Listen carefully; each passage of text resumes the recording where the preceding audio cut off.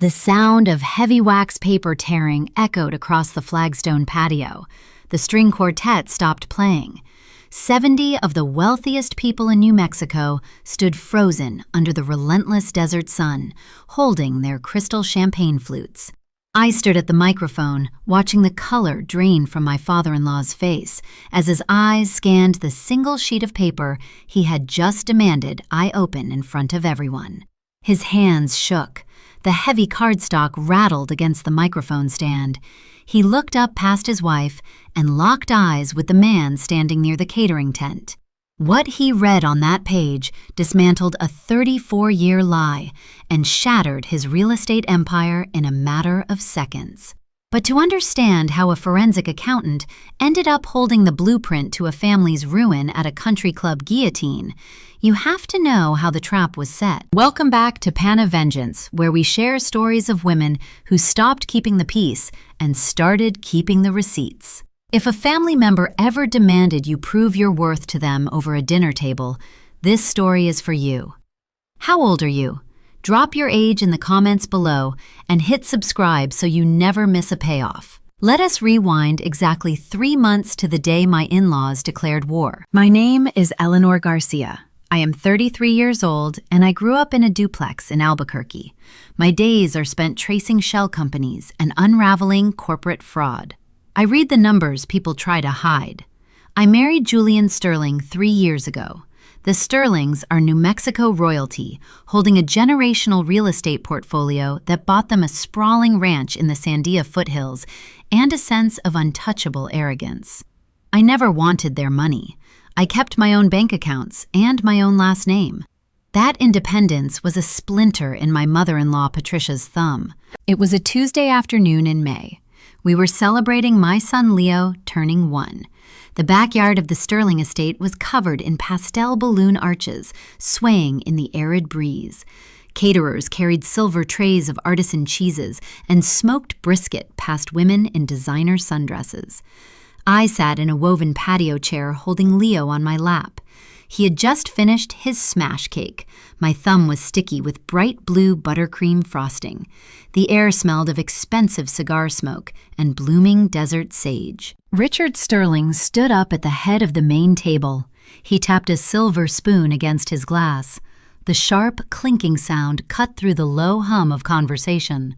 50 guests turned their attention toward him, expecting a sentimental tribute to his only grandson.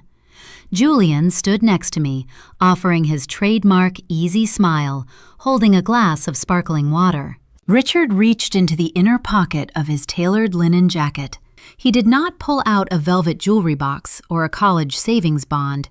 He produced a flimsy, brightly colored cardboard box. Even from 10 feet away, the generic lettering was unmistakable. It was a consumer-grade, over-the-counter DNA testing kit, the kind you buy next to the vitamins at a local pharmacy. He held it up for the crowd to see. "We all love little Leo," he projected his voice, carrying the practiced cadence of a boardroom negotiation. "But in the Sterling family, we protect our legacy. My grandfather built this empire on a simple motto. Trust is good, but verification is better. Consider this a little administrative housekeeping for the trust fund." A few guests let out nervous, uncertain chuckles, assuming it was a tone-deaf joke. But Richard was not smiling. He walked across the manicured lawn and set the box on the table directly in front of me. The cheap cardboard grazed my knuckles. The silence that followed was heavy, pressing down on the patio like a physical weight. I felt the gaze of 50 people locking onto me. Julian's business associates, my peers, the country club elite. They were waiting for the break. They expected the working-class daughter-in-law to flush red, to throw a drink, to storm out in a tearful display of wounded pride. They wanted a scene.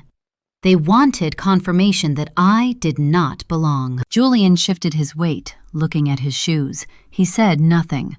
The man who vowed to protect me stood silent while his father humiliated me in front of our entire social circle. His silence was the loudest sound in the yard. I looked down at the drugstore box, taking in the cheap cellophane wrapping reflecting the sunlight. Then I looked at Richard. I did not cry. I did not raise my voice. I simply felt the sticky blue frosting from Leo's cake melting against my thumb. My pulse remained steady. I am an auditor. When someone presents me with a challenge, I do not get emotional. I look at the data. Verification. I repeated, my voice calm and carrying just far enough for the front row of tables to hear.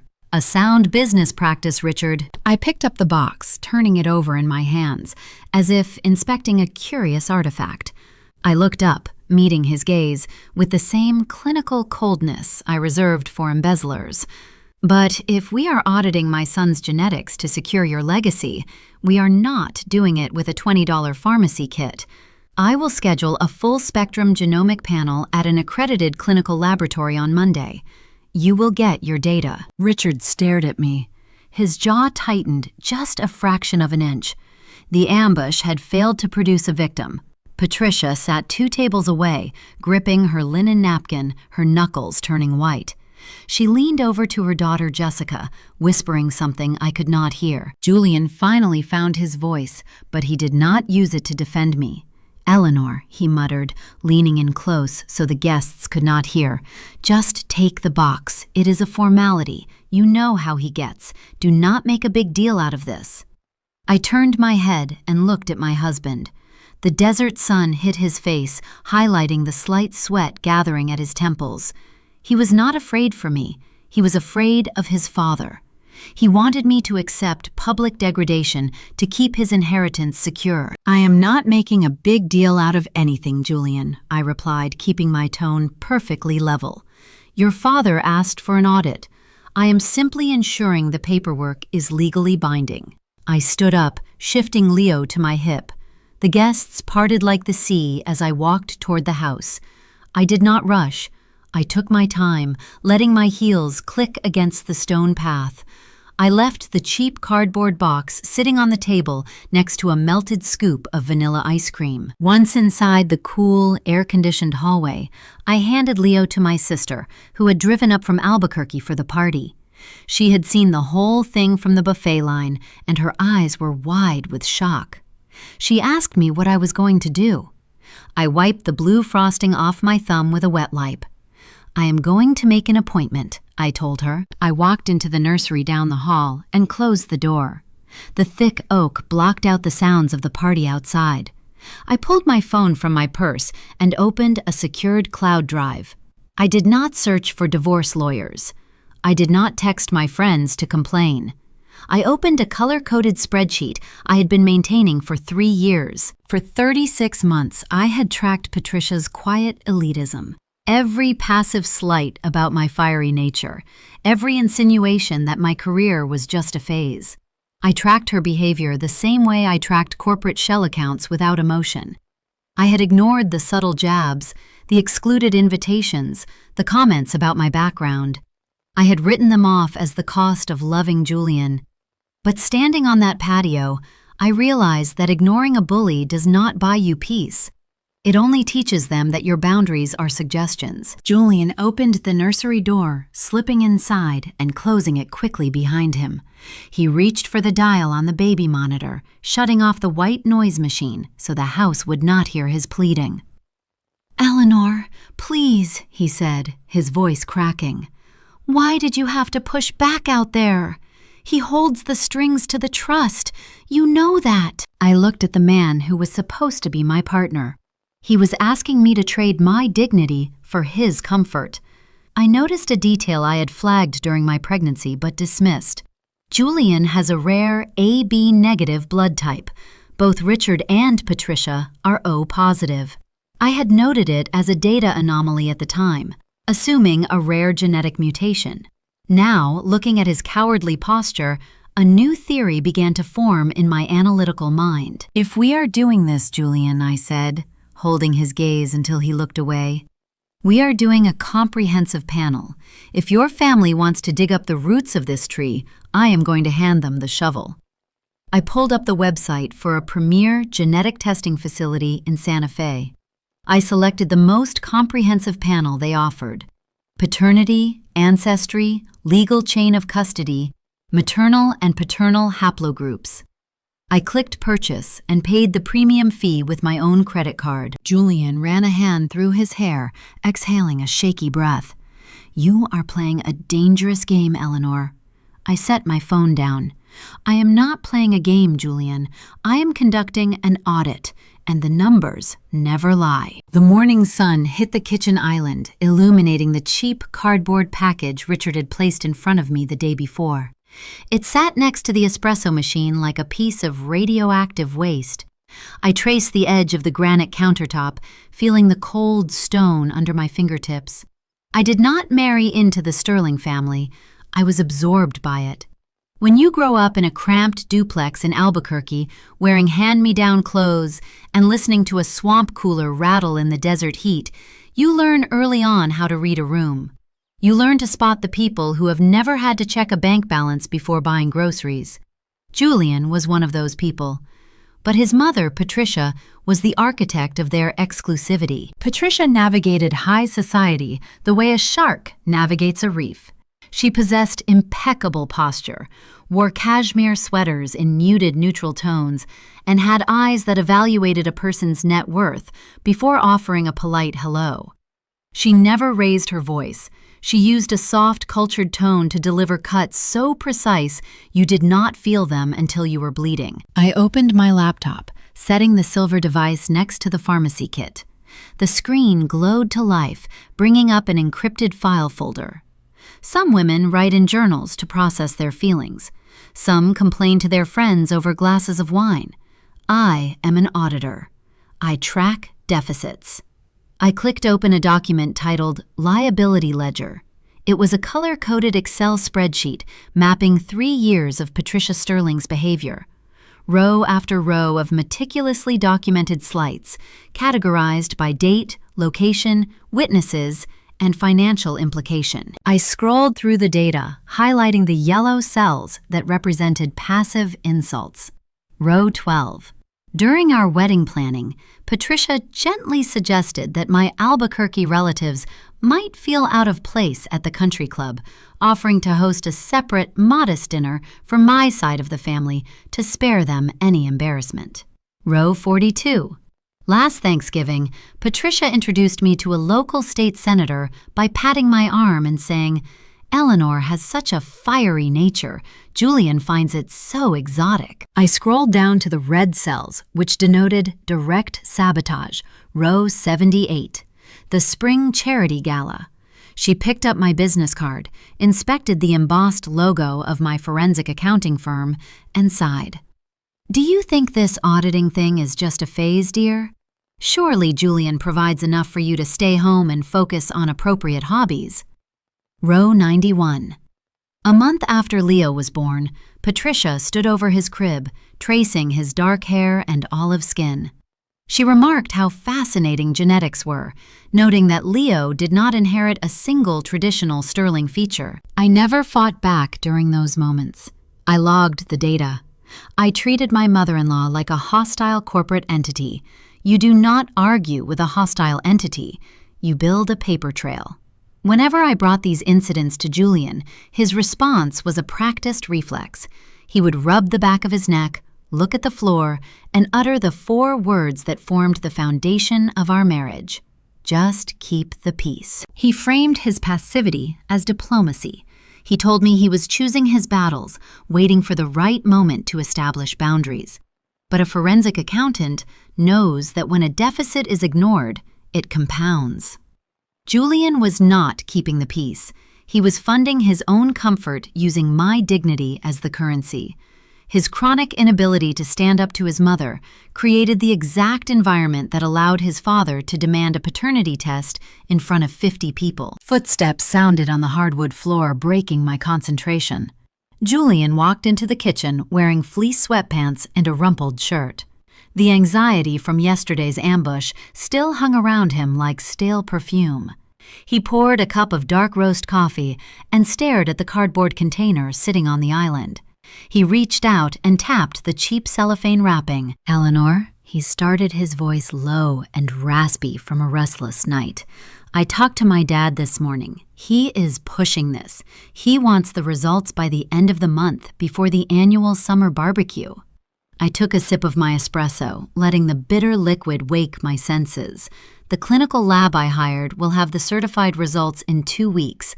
That fits his timeline perfectly. Julian shook his head, rubbing his temples. You do not understand. He does not want a clinical lab. He wants this one. He pointed at the packaging. He wants to feel like he is managing the process. If you hire an independent facility, he will view it as defiance. He will think you are trying to manipulate the outcome behind his back. I watched my husband carefully. My fidelity was questioned in front of our peers. Julian, I am securing an irrefutable chain of custody. Why does a certified medical facility frighten your father more than a $20 pharmacy kit? Julian leaned across the island, lowering his voice as if someone might overhear us in our own home. Because it is a direct insult to his authority, Eleanor. Just swab Leo. I will do it myself. I will swab his cheek right now. We put the sample in the prepaid envelope and I drop it in the mail. We can be done with this before noon. We can put the whole ugly mess behind us. He reached for the kit, his fingers grasping the thin cardboard. Leave it, I said. The command was soft, but sharp enough to freeze his hand mid-air. Eleanor, please.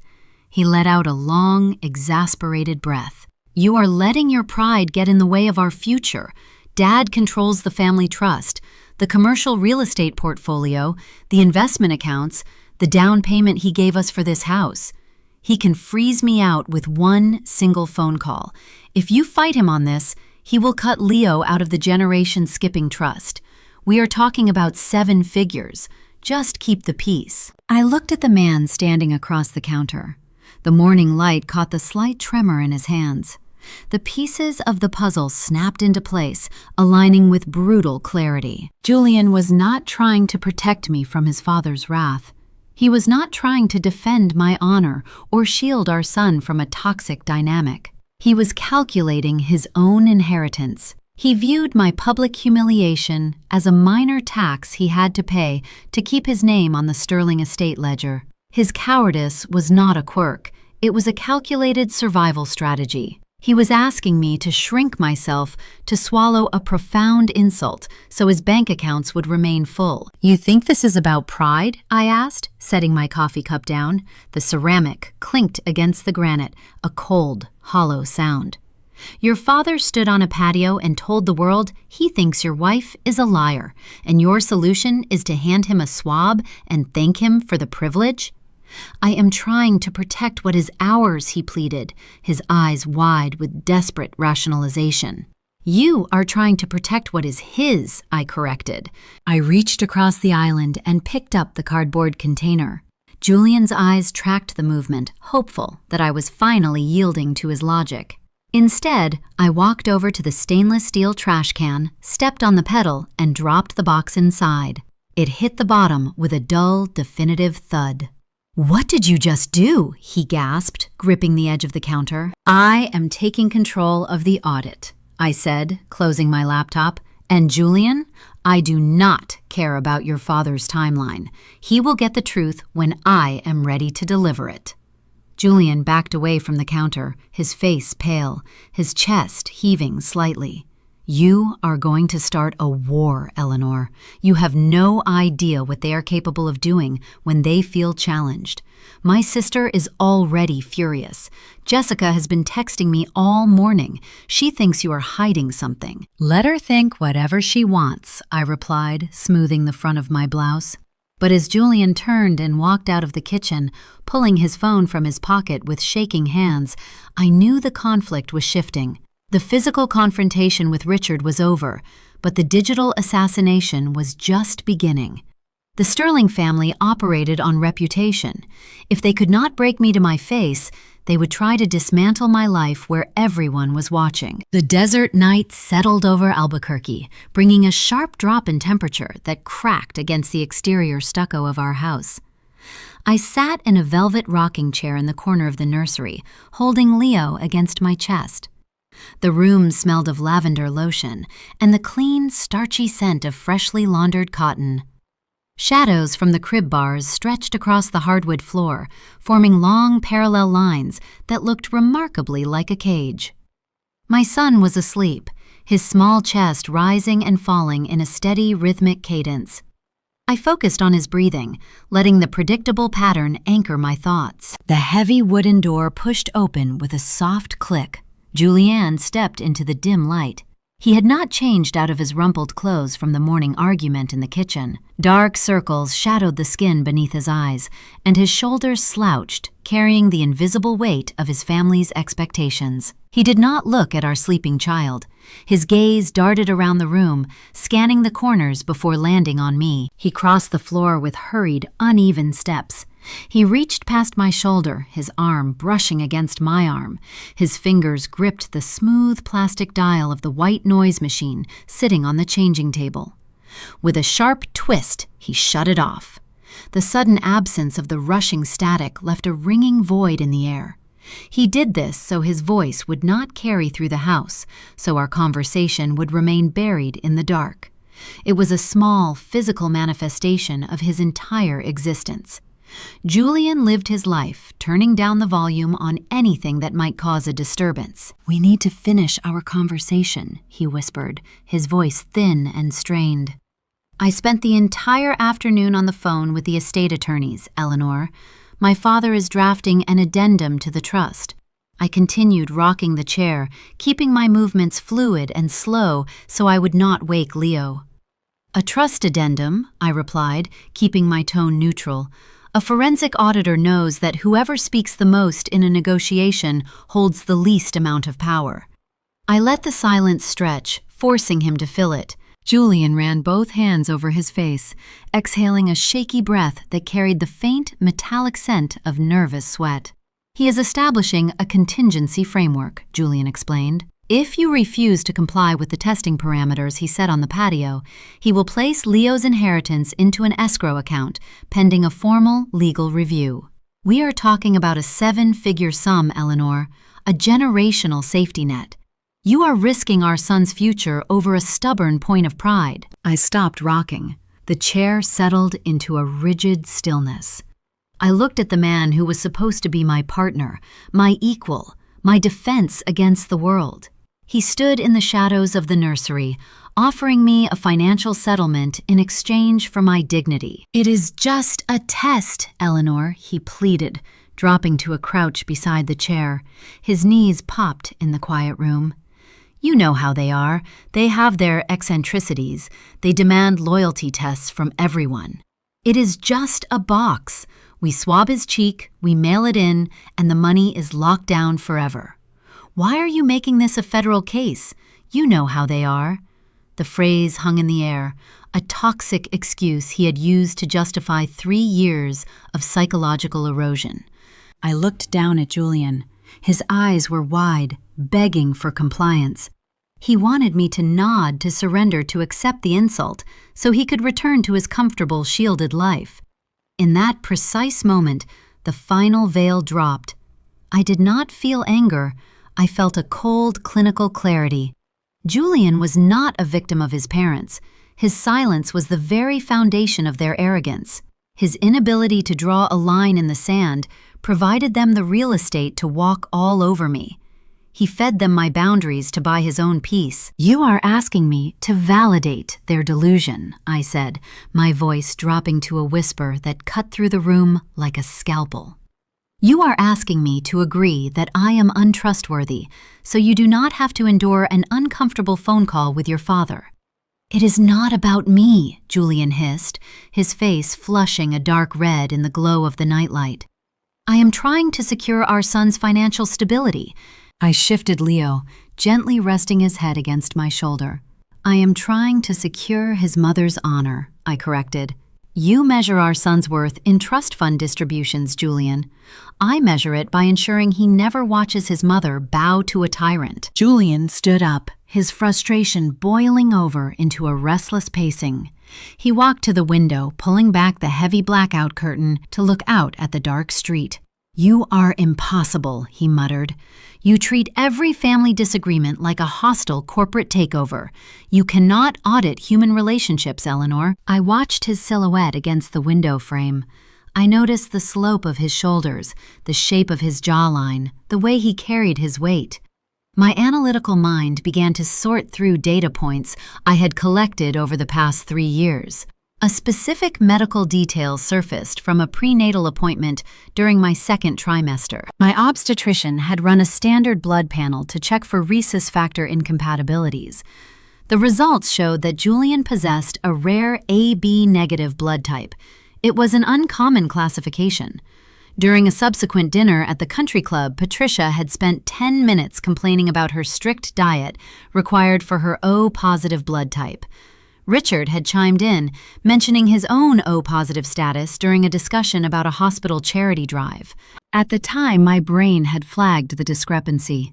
2 parents with O-type blood can only pass O alleles to their offspring. It is a biological impossibility for 2 O-positive individuals to produce a child with an AB negative blood type. I had dismissed the data, assuming one of his parents was mistaken about their own medical history. People often misremember such details, but standing in the nursery, looking at a man who shared 0 behavioral traits with the ruthless patriarch of the Sterling Empire, the medical anomaly transformed from a harmless error into a glaring red flag. If Richard Sterling wanted a genetic investigation, I was not going to stop at the surface. I was going to dig until I hit the bedrock. "Julian," I said, breaking the long silence. He turned away from the window, hope flickering across his tired features. He thought I was giving up. "I will provide your father with the genetic verification he requested," I told him, keeping my expression perfectly unreadable. "But I am not using the pharmacy kit." Julian let out a long sigh of relief, closing his eyes and nodding. "Fine, fine. We will use whatever doctor you want, as long as the results are delivered to my father before the summer barbecue next month. That is all he cares about. He wants to open the envelope himself." I did not correct his assumption. I let him believe he had won the negotiation. He walked over to the rocking chair, leaning down to kiss my forehead. His lips felt cold against my skin. "Thank you," he whispered. "You are doing the right thing." He quietly backed out of the nursery, closing the door and leaving me alone in the dim light. I waited until I heard his footsteps retreat down the hall toward the master bedroom. Then I reached into my pocket and pulled out my phone. I opened the encrypted web browser and navigated back to the premier genetic testing laboratory in Santa Fe. I had previously paused on the checkout screen. Now I bypassed the standard paternity test options and clicked on the most advanced tier available, the Comprehensive Forensic Genomic Panel. This package included chain of custody notarization, deep ancestral lineage mapping, and a full paternal haplogroup extraction. The laboratory required baseline samples to cross-reference the data. I knew exactly how to acquire the necessary genetic material without triggering any alarms. Richard drank single malt scotch every evening from a specific crystal tumbler in his study. Patricia left strands of hair on her favorite cashmere throws. Getting the baseline samples would require nothing more than a polite Sunday visit. I typed in my credit card information. The screen loaded, processing the transaction with a small spinning icon. A confirmation page appeared featuring a bold green checkmark and an alphanumeric tracking code. The testing kits would arrive at my private post office box in 2 days. I locked my phone screen and looked down at my sleeping son. The Sterlings demanded transparency. They weaponized their wealth to force my compliance, expecting me to cower under the threat of losing a trust fund. They wanted data to prove I was an outsider. "If they want data," I whispered into the quiet room, "I will give them the entire ledger." The screen of my phone suddenly illuminated, lighting up the dark nursery. A notification popped onto the lock screen. It was a text message from a senior partner at my accounting firm. The message contained a screenshot of a social media post and a single sentence. "Is everything okay with your family, Eleanor?" I opened the image. It was a post from Julian's older sister, Jessica. The digital assassination Julian had warned me about in the kitchen was no longer a threat. It was active. The Sterlings had realized I would not surrender in private, so they were bringing the execution into the public square. The screen of my phone illuminated the dark corner of the nursery, casting a harsh white glow over the rocking chair. I tapped the image file my senior partner had forwarded to my private number. It was a screenshot of an Instagram story posted by Julian's older sister, Jessica. The image was meticulously curated, presenting an illusion of effortless superiority. Jessica sat on a velvet chair at a high-end Santa Fe cafe, holding a ceramic mug of matcha latte with both hands. The morning sunlight caught the expensive highlights in her hair. Across the bottom of the photo, typed in a crisp, elegant font, was a single sentence: "Weeding out the fakes to protect the bloodline." Jessica Sterling functioned as the unofficial public relations director for her family. While Julian hid from conflict, Jessica utilized it as a tool for social dominance. She possessed a master's degree in art history that she used exclusively to critique interior decorating and judge the aesthetic choices of her peers. Her real occupation was curating the Sterling image. She understood the currency of perception better than anyone else in their circle. If Patricia was the architect of their exclusivity, Jessica was the enforcer. She did not need to name me in the post. In the insular ecosystem of New Mexico high society, vague implications carry far more weight than direct accusations. By Wednesday morning, the digital warfare had accelerated into a coordinated assault. My phone vibrated continuously against the mahogany surface of my office desk. I sat in my glass-walled corner office overlooking downtown Albuquerque. I tried to ignore the notifications, focusing on the forensic audit of a regional supply company displayed on my monitors. But the personal messages bypassed my professional firewall, infiltrating my workday. Another text arrived from a fellow board member of a local women's charity. "Just checking in, Eleanor, sending love your way during whatever is happening." A second screenshot appeared in my inbox, this time from a college friend. Jessica had posted a vintage photo of Richard and Julian standing in front of the family estate. The caption read, "The truth always comes to light eventually." She tagged a dozen mutual acquaintances, including 3 wives of Julian's most prominent real estate partners. The strategy was transparent and highly effective. Jessica was manufacturing an environment of suspicion. She was seeding the narrative that I had betrayed the family, ensuring that by the time the genetic results arrived, the social damage to my reputation would already be done. If they could cast enough doubt on my character, any outcome of the test could be spun to their advantage. A negative result would validate their suspicions. A positive result could be dismissed as a manipulated falsehood provided by an untrustworthy wife. I leaned back in my ergonomic chair, pressing my fingers against my temples. The glass walls of my office offered no privacy. Through the transparent partitions, I noticed my junior analysts glancing toward my desk before quickly averting their eyes, pretending to look at their keyboards. The whispers had infiltrated the firm. In forensic accounting, reputation is everything. My clients trusted me to uncover financial deception and protect their assets. If high society believed I was perpetrating a fraud in my own marriage, that doubt would inevitably infect my professional credibility. The instinct to defend oneself is a primal urge. A normal person might post a rebuttal, draft a defensive statement, or call the sister-in-law to demand a swift retraction. I did none of those things. I applied the core principle of auditing to my own life. Do not react to unverified claims. Compile the evidence. Let the opposing party talk. The more they speak, the more data they provide. I locked my phone and returned my attention to the supply company ledgers. I would remain entirely stoic, observing their moves from a fortified position. That evening, Julian arrived home late. He walked through the front door, loosening his silk tie and dropping his leather briefcase onto the entryway bench. He found me in the living room, sitting on the rug and building a tower of wooden blocks with Leo. Julian offered a tight, strained smile, avoiding my direct gaze. He walked into the kitchen and poured a glass of sparkling water. I stood up, smoothing the fabric of my slacks, and followed him into the ambient light of the kitchen. "Have you seen your sister's recent social media activity?" I asked, keeping my voice flat and devoid of emotion. Julian took a long, slow drink from his glass. He set it on the granite counter, gripping the edges with white knuckles. "I told you she was upset, Eleanor. She is just venting her frustrations. People will scroll past it and forget about the whole thing by tomorrow morning." "She tagged the wives of your primary investors, Julian. She is implying that your son is illegitimate to an audience of 3,000 people."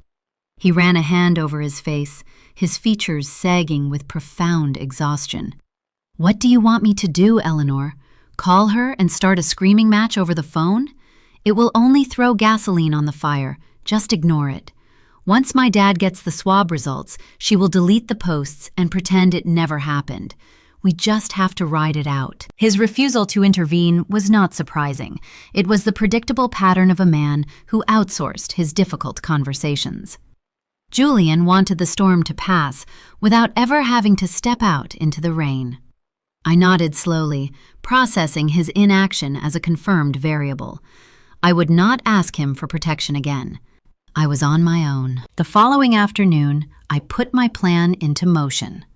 I needed baseline DNA samples from Richard and Patricia to process the comprehensive haplogroup panel I had ordered. The opportunity presented itself when Patricia texted Julian demanding he bring Leo to the ranch for a brief visit. She framed the request as a grandmother missing her grandson, but the subtext was obvious. She wanted to inspect the child she suspected was a stranger in her lineage. Julian had a scheduling conflict with a commercial zoning hearing. I volunteered to take Leo to the estate. Julian looked visibly relieved to avoid the errand, escaping the tension of his childhood home. I arrived at the sprawling property just after 2 in the afternoon. The desert heat radiated off the paved driveway, blurring the horizon. Patricia greeted us at the front door, offering a tight, thin smile that did not reach her eyes. She ushered us into the grand sitting room, a cavernous space decorated with heavy leather furniture and polished mahogany tables. While Patricia distracted herself by attempting to feed Leo an organic teething biscuit, I excused myself to use the powder room down the hall. I walked past the restroom and slipped silently into Richard's private study. The room smelled of old paper-polished wood and stale cigar smoke. I moved quickly and quietly. I located Richard's favorite crystal tumbler sitting on the side table near his leather reading chair. He had used it the night before to drink his single malt scotch. I carefully swabbed the rim with a sterile cotton applicator, sealing the sample in a plastic evidence tube I had brought in my purse. Next, I found a silver hairbrush on Patricia's vanity in the adjoining master suite. I extracted 3 long strands of hair, pulling them from the bristles with a pair of tweezers. The entire collection process took less than 4 minutes. As I turned to leave the study, my eyes caught a flash of bright white light from the corner of the room. Richard's desktop computer was awake, the screen glowing against the dark wood of his desk. A forensic accountant possesses a natural curiosity regarding unattended data. I stepped closer to the monitor. The email client was open. A new message had arrived 10 minutes prior, flagged with a red exclamation point indicating high importance. The sender was Harrison Cole, the Sterling family's longtime corporate attorney. I read the subject line. It said, "Draft Framework Leo Garcia Custody Challenge." My breath caught in my throat. I leaned over the leather desk chair, my eyes scanning the dense legal text displayed on the high-definition monitor. The document was a strategic roadmap. Harrison Cole had outlined a multi-phased legal assault designed to strip me of my parental rights. The text detailed specific legal precedents for emergency guardianship in the state of New Mexico. It suggested hiring private investigators to fabricate evidence of my unfitness as a mother, citing my demanding career as a sign of neglect. The most chilling paragraph outlined a financial strategy to drain my legal resources through endless frivolous motions, ensuring I would be unable to afford a protracted court battle against their immense wealth. This was not a backup plan. It was an active deployment. They were not waiting for the results of the pharmacy DNA kit to discover the truth. They were buying time to build a case. If the cheap test came back negative, they would use it to destroy me in family court. If it came back positive, they would claim I tampered with the sample and initiate the custody challenge anyway. They had no intention of ever accepting Leo as a legitimate heir as long as I was his mother. I pulled my phone from my pocket and snapped crisp, high-resolution photographs of every visible paragraph on the screen. The digital shutter clicked quietly in the silent room, capturing the undeniable evidence of their conspiracy. The smear campaign orchestrated by Jessica was not an isolated act of petty revenge. It was phase one of a calculated legal strategy. She was poisoning the jury pool, tainting my reputation in the community, so that when Richard filed for emergency custody, the judge would already be biased against me. I slipped the phone back into my pocket and walked out of the study. The air in the hallway felt suddenly thin and hard to breathe. I returned to the sitting room where Patricia was still holding my son, bouncing him on her knee and whispering to him in a sweet, melodic voice.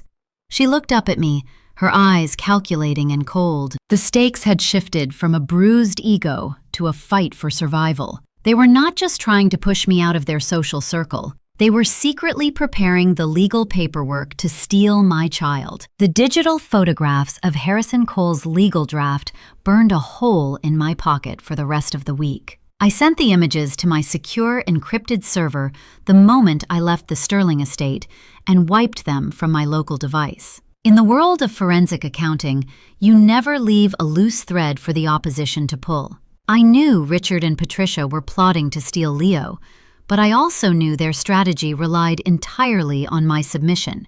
They needed me to break. They needed me to become the unstable, frantic woman they were describing to their attorneys. I refused to grant them that satisfaction. The premium testing kits arrived at my private post office box on Thursday morning.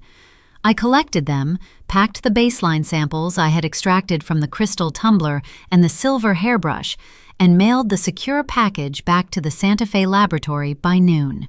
The chain of custody was flawless. The waiting period commenced. Friday afternoon brought an unexpected disruption to the quiet suburban street where Julian and I lived. I was working from my home office, parsing a complex tax return for a corporate client, when a distinct mechanical roar shattered the neighborhood tranquility. The deep, throaty rumble of an air-cooled flat-six engine vibrated through the window panes. I stood up and walked to the front window, parting the blinds just enough to see the street. A pristine vintage Porsche pulled into my driveway. The gleaming silver paint reflected the harsh New Mexico sun. The driver cut the engine, and the sudden silence felt heavier than the noise. Richard Sterling stepped out of the low-slung vehicle. He did not look like a man stopping by for a casual family visit. He wore a tailored, charcoal suit that looked absurdly out of place against the backdrop of our quiet residential sidewalk. He carried a silver clipping tool and a thick, imported cigar. He bypassed the walkway leading to the front door and stood directly in the center of the concrete driveway, claiming the space as if he owned the very asphalt beneath his expensive leather shoes. Julian was at his downtown office. Richard knew this. He had not come to speak with his son. He had come to corner me. I walked out the front door, stepping onto the shaded concrete of the porch. The desert heat washed over me, carrying the dry scent of sagebrush and the sharp metallic odor of hot car exhaust. Richard snipped the end of his cigar and lit it with a sleek butane torch. He took a long, slow drag, blowing a thick cloud of gray smoke into the stagnant afternoon air. "I hear you threw my pharmacy kit into the garbage, Eleanor," he said. His voice was conversational, but it carried the hard edge of a command.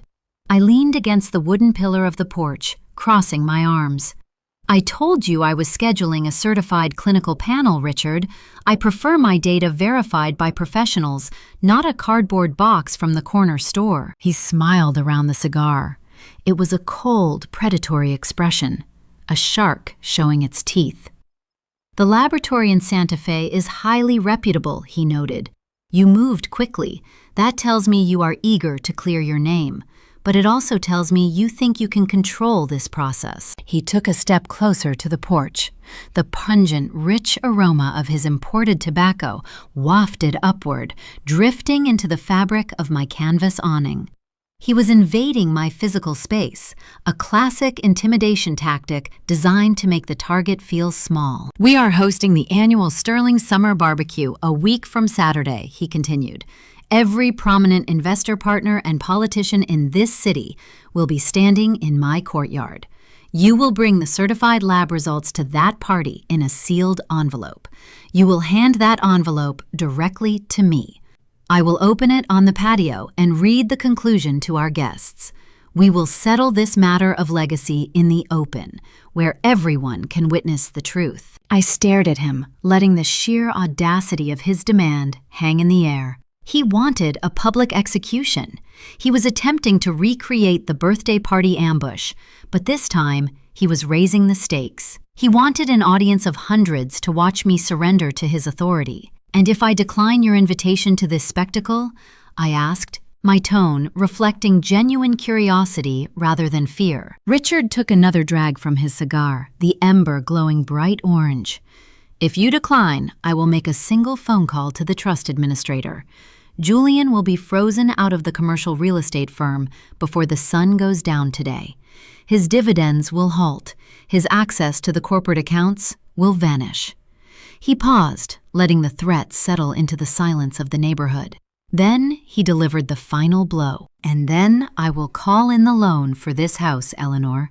I provided a substantial sum for your down payment. I will revoke that financial assistance immediately. You will face foreclosure within the month. You grew up in a cramped duplex on the wrong side of Albuquerque. I know you remember what it feels like to count pennies. I suspect you do not want your son growing up in the same kind of poverty you crawled out of. Bring the sealed envelope to the barbecue." He turned around, tossing the half-smoked cigar onto the immaculate concrete of my driveway. He climbed back into the silver Porsche, fired the engine, and reversed out into the street. The car roared down the block, leaving a faint trail of exhaust and the heavy, lingering smell of tobacco smoke twisting into my front porch awning. I stood on the porch for a long time after the street grew quiet again. I looked at the smoldering cigar stub on the concrete. Richard expected me to fold. He assumed my working-class background made me desperate to cling to his wealth. He believed his money gave him unilateral power over my existence. He thought the threat of poverty would force me to walk onto his country club stage and hand him the weapon he needed to destroy me. I turned around and walked back inside the house, locking the deadbolt behind me. I walked straight to my home office. I ignored the corporate tax returns on my monitors and knelt in front of the heavy steel fireproof safe tucked beneath my bookshelf. I spun the combination dial, the tumblers clicking softly into place. I pulled the heavy handle and opened the reinforced door. Inside rested a stack of thick legal binders containing the most critical documents of my life. I reached for the thickest one, labeled Residential Real Estate Acquisition. Richard was a brilliant real estate developer, but his arrogance blinded him to a fundamental truth. He assumed Julian managed our household finances because Julian carried the Sterling name. He forgot that Julian married a forensic accountant. When we purchased this property 3 years ago, Richard offered to provide the down payment. He tried to structure the transfer as a private loan, a string attached to his son to ensure compliance and control. But I handled the closing paperwork. I navigated the complex tax codes and municipal housing regulations. I sat in the title office and reviewed every single clause printed on the heavy bonded paper. I opened the binder, spreading the final closing documents across my mahogany desk. I turned to the financial disclosures and the deed of trust. I traced my finger over the black ink outlining the terms of Richard's contribution to avoid triggering a significant capital gains tax penalty for his own holding company. I had required his attorneys to classify the down payment as an irrevocable gift. I had forced them to sign a binding declaration stating that the funds carried no expectation of repayment under any circumstances. I turned to the final page, the municipal property deed.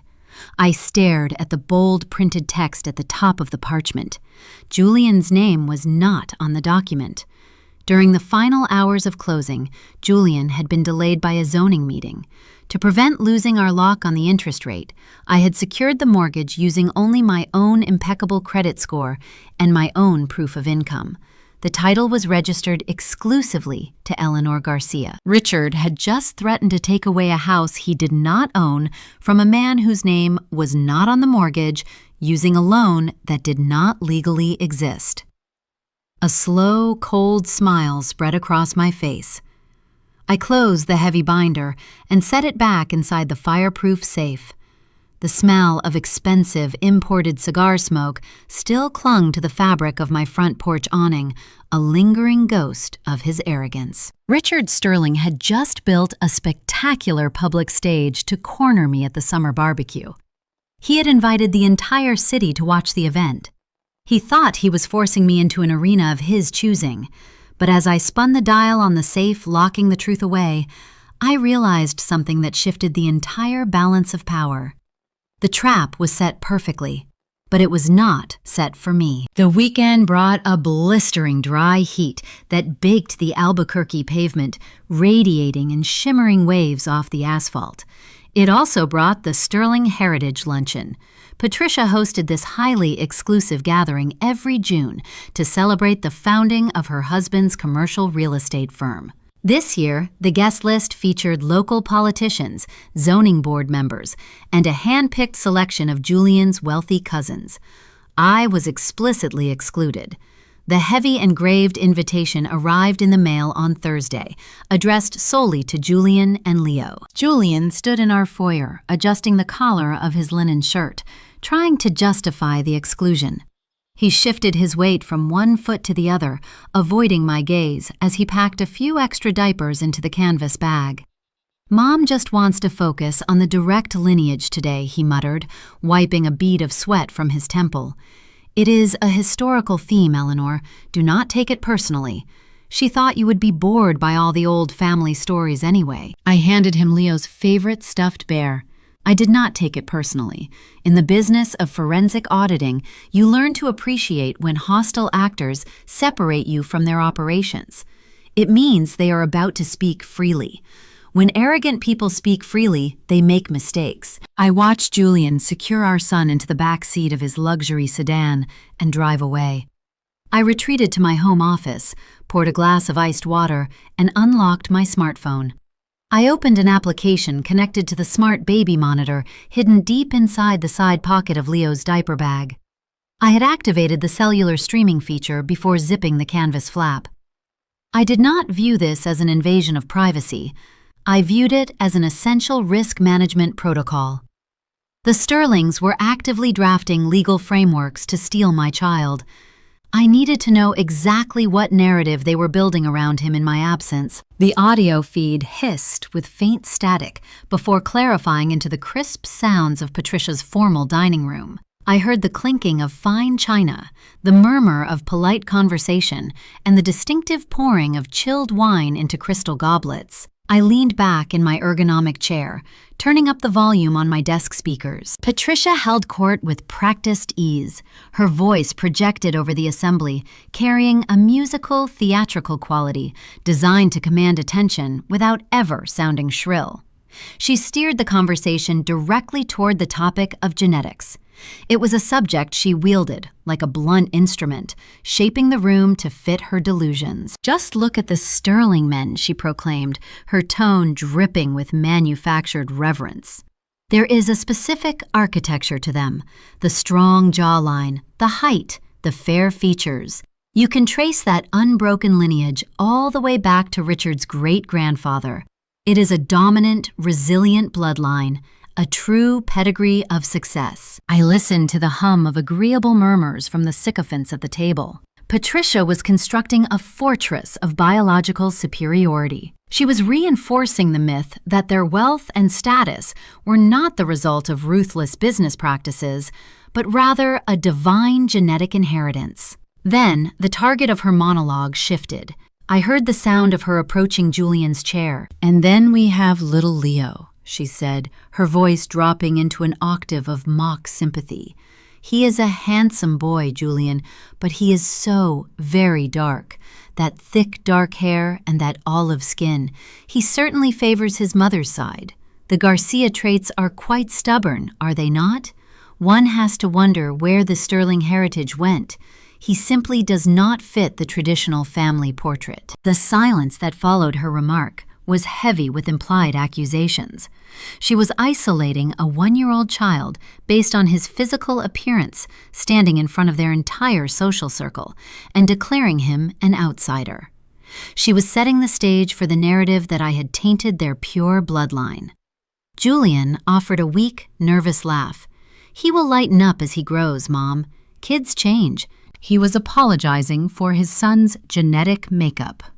My jaw tightened, but I kept my breathing slow and measured. I did not throw my phone. I did not scream at the speakers. I recognized the strategic value of her delusion. The higher Patricia built this mythological pedestal of genetic purity, the longer and harder the inevitable fall would be. She was spinning a rope out of her own hubris. I only needed to wait for her to finish tying the knot. The audio feed captured the sound of a heavy velvet box snapping open.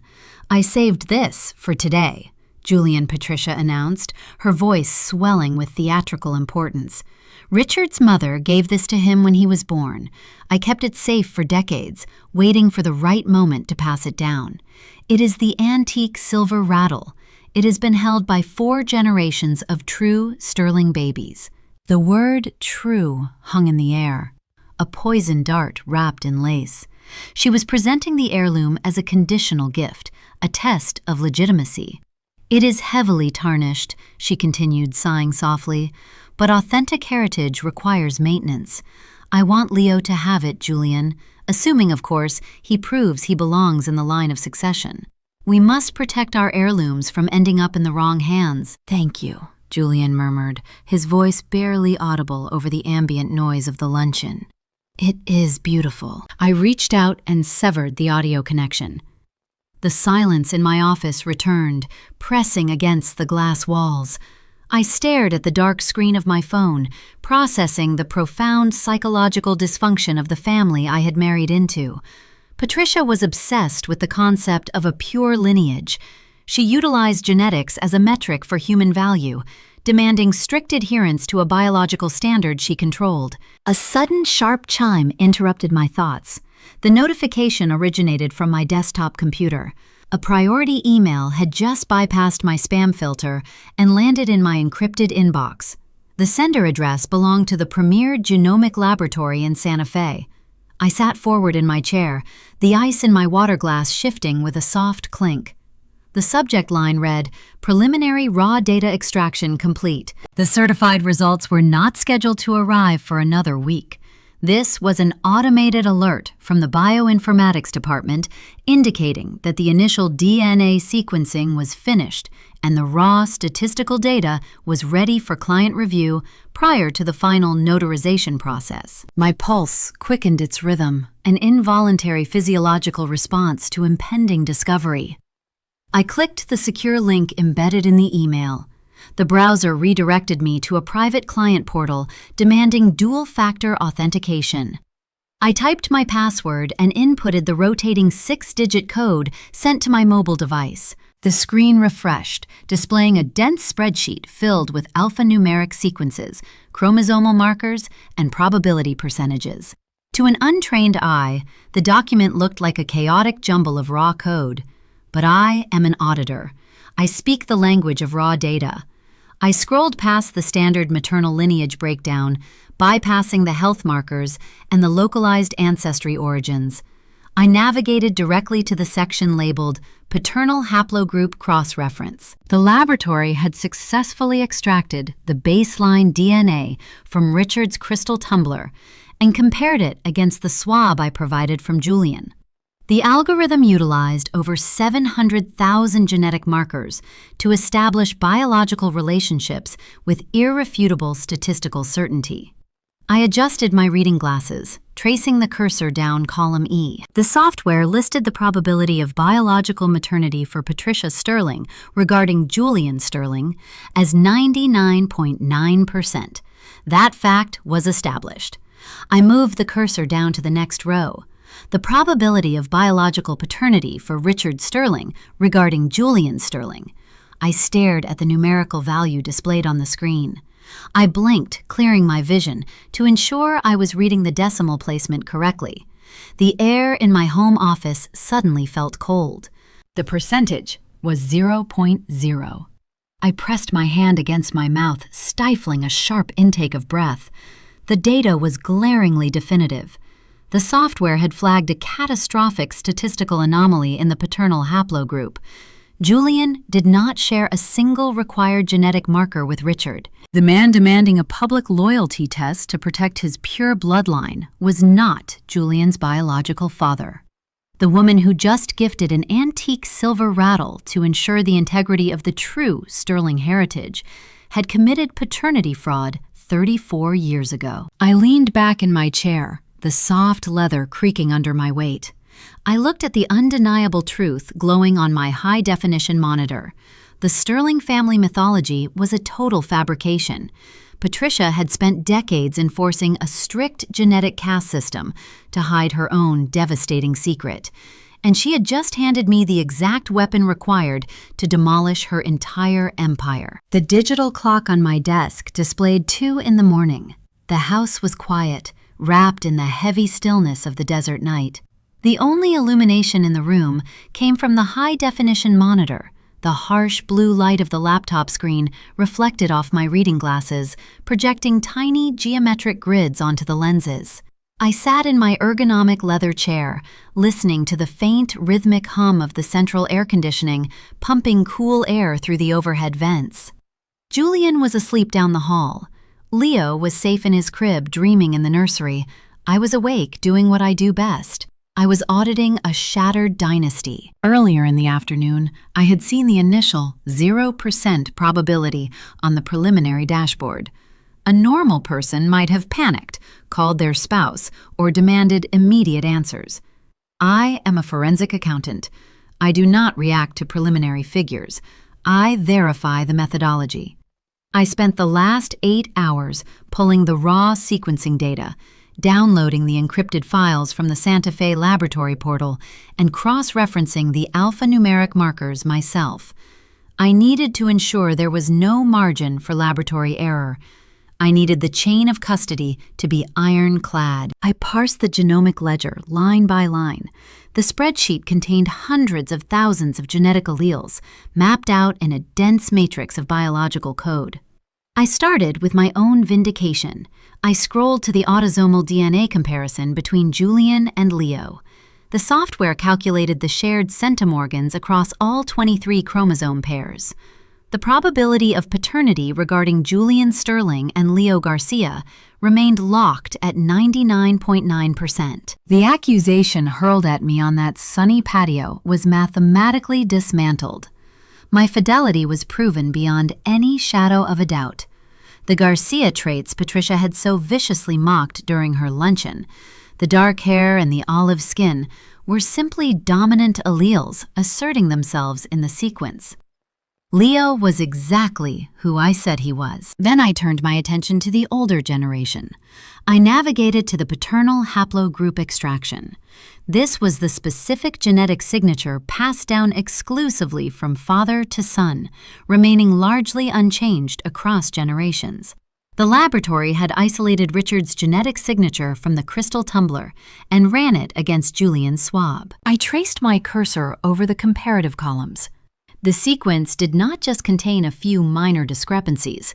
It was a total biological mismatch. Julian did not share a single required genetic marker with Richard. The math was undeniable. Julian was not Richard's biological son. I leaned back, resting my head against the cool leather of my chair. I removed my reading glasses, pinching the bridge of my nose, as the sheer magnitude of the deception settled over me. Patricia had strayed 34 years ago. The matriarch, who spent her days obsessed with pedigree and bloodline purity, had committed the exact infidelity she accused me of perpetrating. Her behavior over the past 3 years suddenly made perfect psychological sense. Patricia was projecting. She lived in quiet terror for over 3 decades, harboring a secret that could destroy her comfortable high society existence. When I entered the family maintaining my independence and refusing to bow to her wealth, I became a threat. She projected her own guilt onto me, using elitism as a shield. She demanded strict adherence to the Sterling mythology because she knew the foundation of that myth was entirely fraudulent. I stared at the screen, analyzing the situation from Richard's perspective. Why did he demand the test? Did he suspect his wife? If he suspected Patricia, why would he target my son instead of testing Julian directly? The answer was rooted in his towering arrogance. Richard could not fathom that his own wife would betray him. He viewed Patricia as a loyal extension of his empire. He targeted me because I was the outsider, the working-class variable he could not control. He demanded the genetic test to humiliate me, never realizing his demand would act as a wrecking ball swinging backward into his own foundation. My analytical mind refused to stop at the initial discovery. If Richard was not the father, then someone else supplied that rare AB negative blood type. The forensic panel included a deep ancestral lineage mapping tool. I ran the anomalous markers through the available database, searching for regional concentrations and familiar genetic signatures. The results pointed to a very specific heritage originating from a coastal region in New England. I opened a separate browser tab, pulling up the corporate biography page for the Sterling real estate firm. I navigated to the profile of their chief legal counsel, Harrison Cole. Harrison had been Richard's closest confidant and primary attorney for nearly 40 years. His biography proudly listed his upbringing in that exact New England coastal town. The pieces of the puzzle locked together with a chilling precision. Patricia had not just betrayed her husband, she had betrayed him with his most trusted advisor. Harrison was the man who drafted the emergency custody framework to steal my child. The biological grandfather was actively plotting to rip his own grandson away from a loving mother to protect a fortune that did not legally belong to his biological son. The irony was staggering. Julian had begged me to submit to this humiliating ordeal to protect his inheritance. He chose his trust fund over his wife's honor.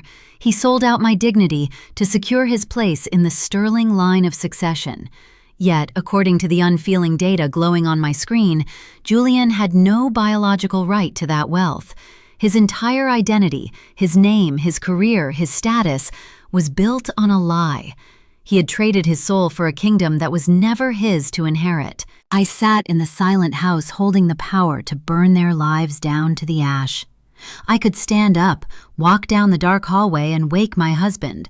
I could turn the monitor toward him and watch his reality fracture into a million irreparable pieces. I could draft an email attaching the raw data files and send it to Richard's phone right now. I could end the conflict tonight from the comfort of my home office. But a seasoned auditor does not interrupt a hostile actor in the middle of a mistake. You let them complete the transaction. You let them sign the fraudulent ledger. You let them walk willingly into the trap they set for you. Richard had issued a very specific ultimatum on my front porch. He demanded I bring the certified results to a summer barbecue in a sealed envelope. He wanted to open the document himself. He wanted to read the conclusion to his guests. He wanted to utilize his wealth and influence to stage a public execution. I decided to grant him his exact wish. I would give him the stage, the microphone, and the audience. I highlighted the entire 40-page document. I formatted the text, ensuring the probability percentages were printed in bold, undeniable font. I directed the cursor to the top right corner of the screen and clicked the print icon. The laser printer sitting on the credenza whirred to life. The mechanical hum broke the silence of the room. I listened to the rhythmic sliding of paper as page after page of damning, irrefutable evidence fed into the output tray. The machine processed the deep ancestral charts, the haplogroup breakdowns, and the notarized chain of custody logs. When the printer finally fell silent, I stood up and collected the warm stack of paper. The scent of fresh toner mixed with the cool, conditioned air. I aligned the edges, tapping the thick stack against the mahogany desktop until it formed a perfect, uniform block. I opened my desk drawer and retrieved a heavy-duty hole punch. I pressed down on the lever, driving the metal cylinders through the paper with a sharp, satisfying crunch. I reached into the lower cabinet and pulled out a thick green binder. It was the exact type of binder I used to present finalized fraud investigations to federal authorities. It conveyed seriousness, permanence, and uncompromising truth. I opened the metal rings, placed the 40 pages inside, and snapped the clasps shut with a sharp metallic click. I ran my hand over the textured green cover. The 7th layer of conflict was resolved within my own mind. I no longer felt the anxiety of the hunted. I felt the calm, calculated anticipation of the hunter. The Sterling family thought they were building a gallows for a working-class girl from Albuquerque. They had no idea they were weaving their own nooses. All I had to do was hand them the rope. The days leading up to the annual summer barbecue morphed into an orchestrated campaign of psychological warfare. I kept my daily routine intact. I woke up at dawn, prepared Leo his morning oatmeal, and drove to my downtown office. But the atmosphere around me shifted. The Sterling family machinery was operating at peak capacity. Patricia and Jessica were no longer content with localized gossip. They expanded the battlefield into my professional territory. They turned a traditional family gathering into a gladiator arena. Historically, the summer event functioned as a semi-private affair. It usually consisted of a modest gathering featuring 50 close relatives and a few trusted real estate partners. This year, the guest list mutated. I discovered the full extent of their logistical escalation on Tuesday morning. I walked to the end of my driveway to collect the Daily Post. The desert sun baked the concrete, warming the soles of my shoes. Among the utility bills and grocery circulars rested a thick, cream-colored cardstock envelope. The heavy texture of the paper signaled an expensive bespoke stationery. I flipped it over, noting the return address. It belonged to a commercial construction magnate I had represented for 5 years. He was a high-profile client who trusted me to audit his vast supply chains across the Southwest. He had never met Richard or Patricia. He operated in an entirely different sector of the state economy. Yet here was a formally embossed RSVP card confirming his attendance at a Sterling family social event. I held the heavy paper in my hand, staring at the elegant cursive font. The implications were chillingly clear. Jessica had weaponized the invitation list. She utilized her country club connections to systematically identify my most lucrative professional contacts. She invited local politicians, municipal judges, and senior partners from competing accounting firms. She was meticulously constructing an audience for my execution. They wanted to excommunicate me from the New Mexico professional class. If Richard proved my son was illegitimate in front of the construction magnate, the resulting scandal would obliterate my career.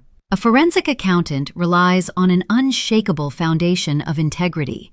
My clients trusted me with their deepest financial secrets because they believed my moral compass was flawless. If the city elite watched a patriarch expose me as a fraud in my own marriage, my contracts would vanish overnight. My firm would sever ties to protect their brand.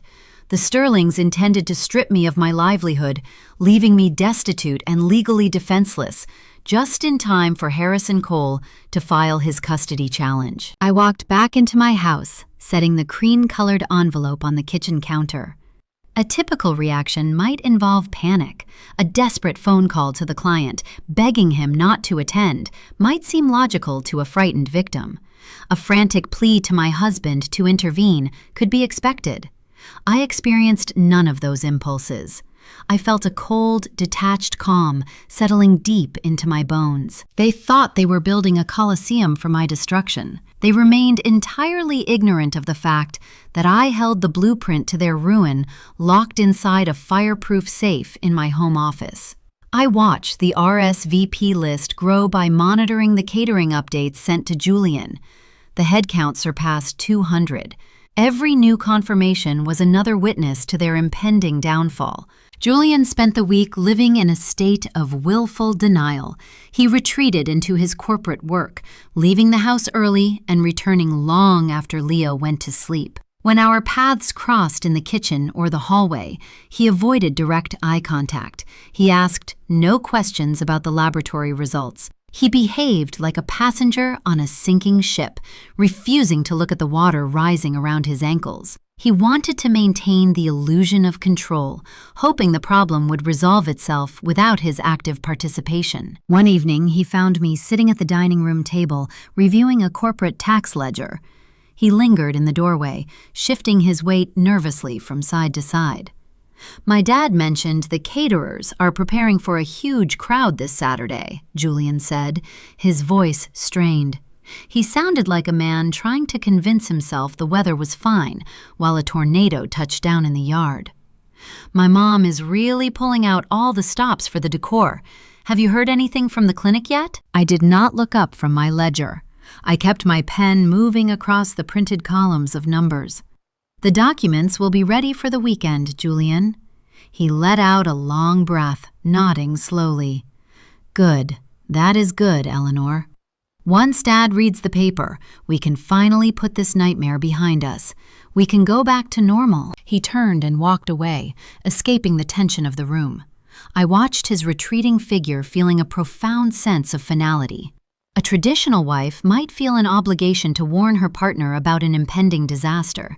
She might pull him aside and explain that his entire identity was a fabrication. She might try to soften the blow, shielding him from the public humiliation his parents were actively orchestrating. I owed Julian nothing. He surrendered his right to my protection the night he stood in the nursery and asked me to trade my dignity for a trust fund. He allowed his father to ambush me among the birthday balloons. He permitted his mother to mock our son during her heritage luncheon. He watched his sister assassinate my character on the internet without raising a single objection. He prioritized his comfort over my survival at every possible intersection. He chose to stand with the executioners. He would have to face the guillotine alongside them. The days slipped by, narrowing the temporal distance between the present and the inevitable climax. I focused my energy on the logistics of my own departure. I quietly transferred my personal savings into a new localized bank account under a distinct corporate entity I established years ago. I packed a small, discreet suitcase with Leo's essential clothing and stored it hidden in the trunk of my car. I arranged for a specialized moving company to place my office furniture into temporary storage effective Monday morning. I was not just preparing for a party, I was engineering a total extraction. Friday evening arrived, bringing a heavy, stagnant heat that smothered the city. I sat at my mahogany desk, retrieving the thick green binder from the steel safe. I laid it flat on the smooth wooden surface, tracing the textured cover with my fingertips. The 40 pages of forensic genomic data rested securely inside the metal rings. The undeniable mathematical truth waited to see the light of day. Richard demanded a sealed envelope.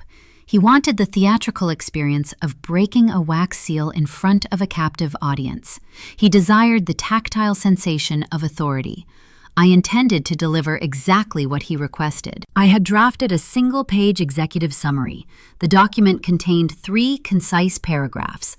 The first paragraph verified Julian's biological relationship to Leo with 99.9% certainty. The second paragraph detailed the catastrophic paternal haplogroup mismatch between Julian and Richard, proving 0 genetic correlation. The third paragraph identified Harrison Cole as the source of the anomalous genetic markers, concluding the audit with devastating precision. I folded the summary page, placing it inside a heavy ivory envelope. I retrieved a stick of red sealing wax and a brass stamp from my desk drawer. I melted the wax over a small candle, watching the crimson liquid drip onto the flap of the envelope. I pressed the cold brass firmly into the hot wax, leaving a crisp, perfect impression of a balanced scale, the universal symbol of an auditor. I placed the sealed ivory envelope directly on top of the green binder. The trap was now fully armed. Richard asked for verification. He demanded a public spectacle to cement his dominance. He utilized his wealth and his social standing to force my compliance. He was about to receive precisely what he asked for and nothing less. I turned off the desk lamp, plunging the office into darkness. Tomorrow, the Sterling Empire would burn. The drive from our suburban neighborhood to the Sterling estate took 45 minutes. The New Mexico sun beat down upon the roof of Julian's sedan, baking the dark exterior paint. The heat acted as a physical oppressor, pressing against the tinted windows, while the climate control system struggled to maintain a cool temperature inside the cabin. I sat in the passenger seat, maintaining a slow, steady breathing rhythm. Julian gripped the leather steering wheel, pressing his thumbs into the material until his nail beds turned white. He drove in strict silence, his jaw clenched and unclenched, projecting a rhythmic display of his mounting internal pressure. He wore a tailored navy blazer, but the expensive fabric could not hide the slight tremor in his hands whenever he stopped at a red light. We passed through the towering wrought iron gates of the ranch. The property unfolded before us, serving as a sprawling monument to generational wealth designed specifically to diminish anyone who approached the front steps. Lush green lawns defied the natural desert landscape, sustained by a hidden network of expensive irrigation. A line of luxury vehicles filled the circular driveway. Valets in crisp uniforms rushed forward to open our doors the moment the tires stopped rolling. I stepped out into the sweltering afternoon air. The heat hit my skin like a physical weight, carrying the scent of roasting meat and blooming desert jasmine. I reached into the back seat, unbuckling Leo and settling his small, warm weight onto my hip. My other hand gripped the thick green binder. The red wax seal on the ivory envelope faced outward, catching the harsh, unyielding sunlight. We rounded the corner of the main house and entered the sprawling rear courtyard. The visual impact of the gathering was staggering. The guest list had swelled far beyond the usual intimate family circle. Over 100 members of the regional elite occupied the paved patio. Waitstaff in black vests glided through the throng, carrying silver trays of champagne flutes and delicate appetizers. A string quartet, situated near the edge of the infinity pool, played a brisk classical concerto.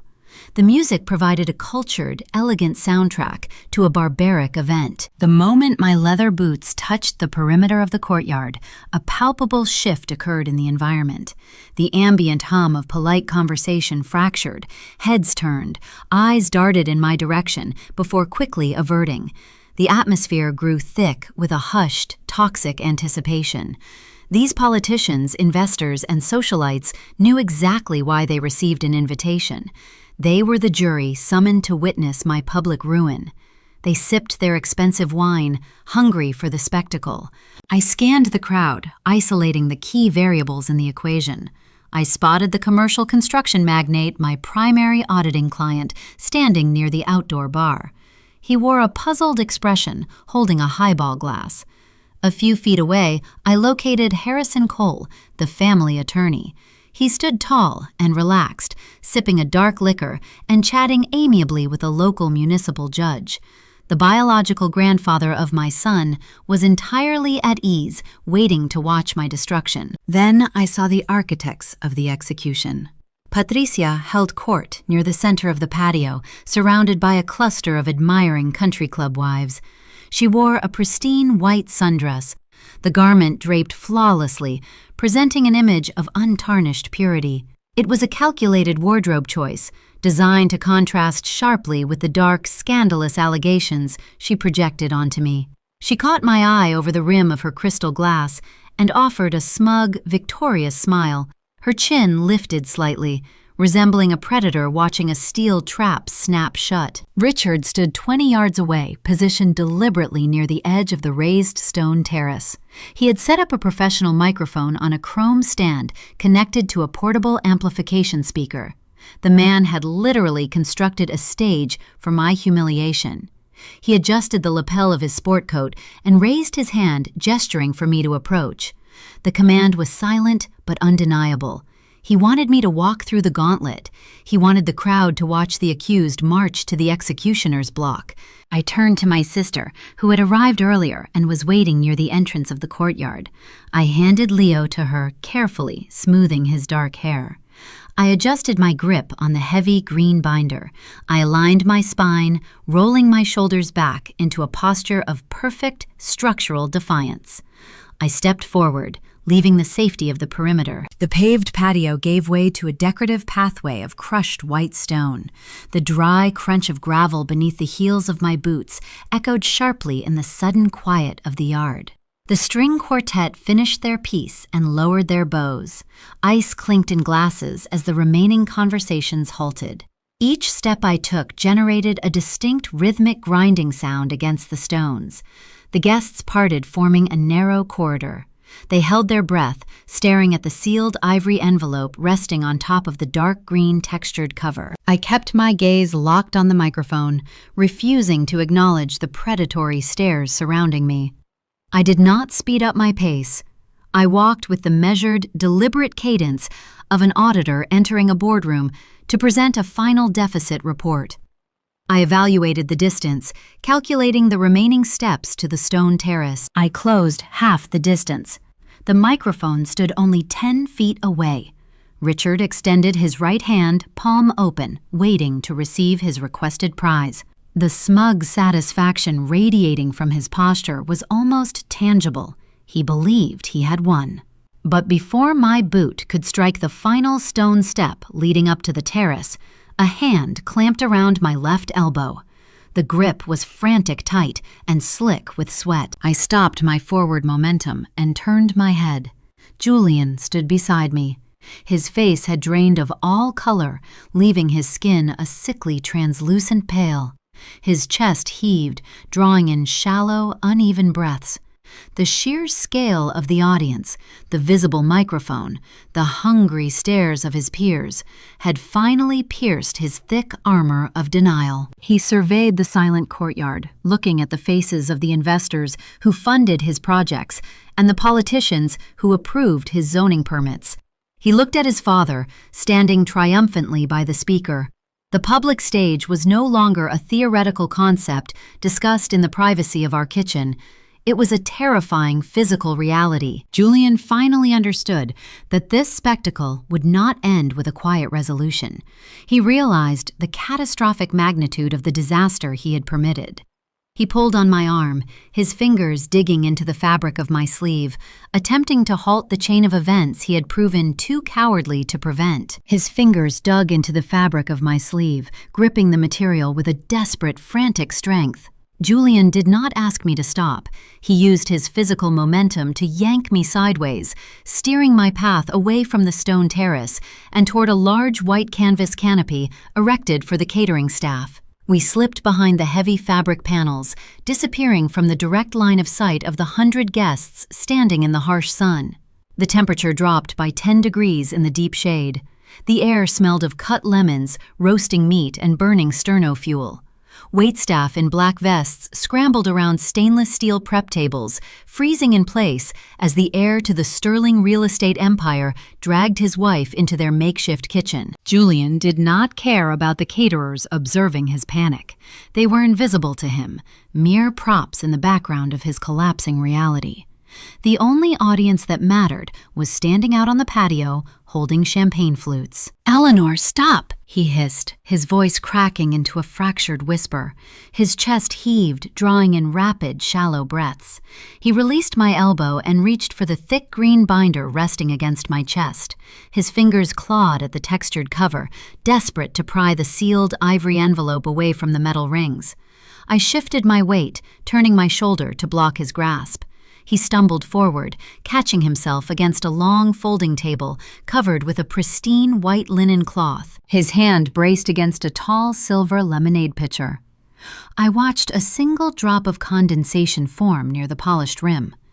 It swelled, gathering weight, before sliding in a rapid, erratic path down the chilled metal surface, leaving a dark streak in its wake.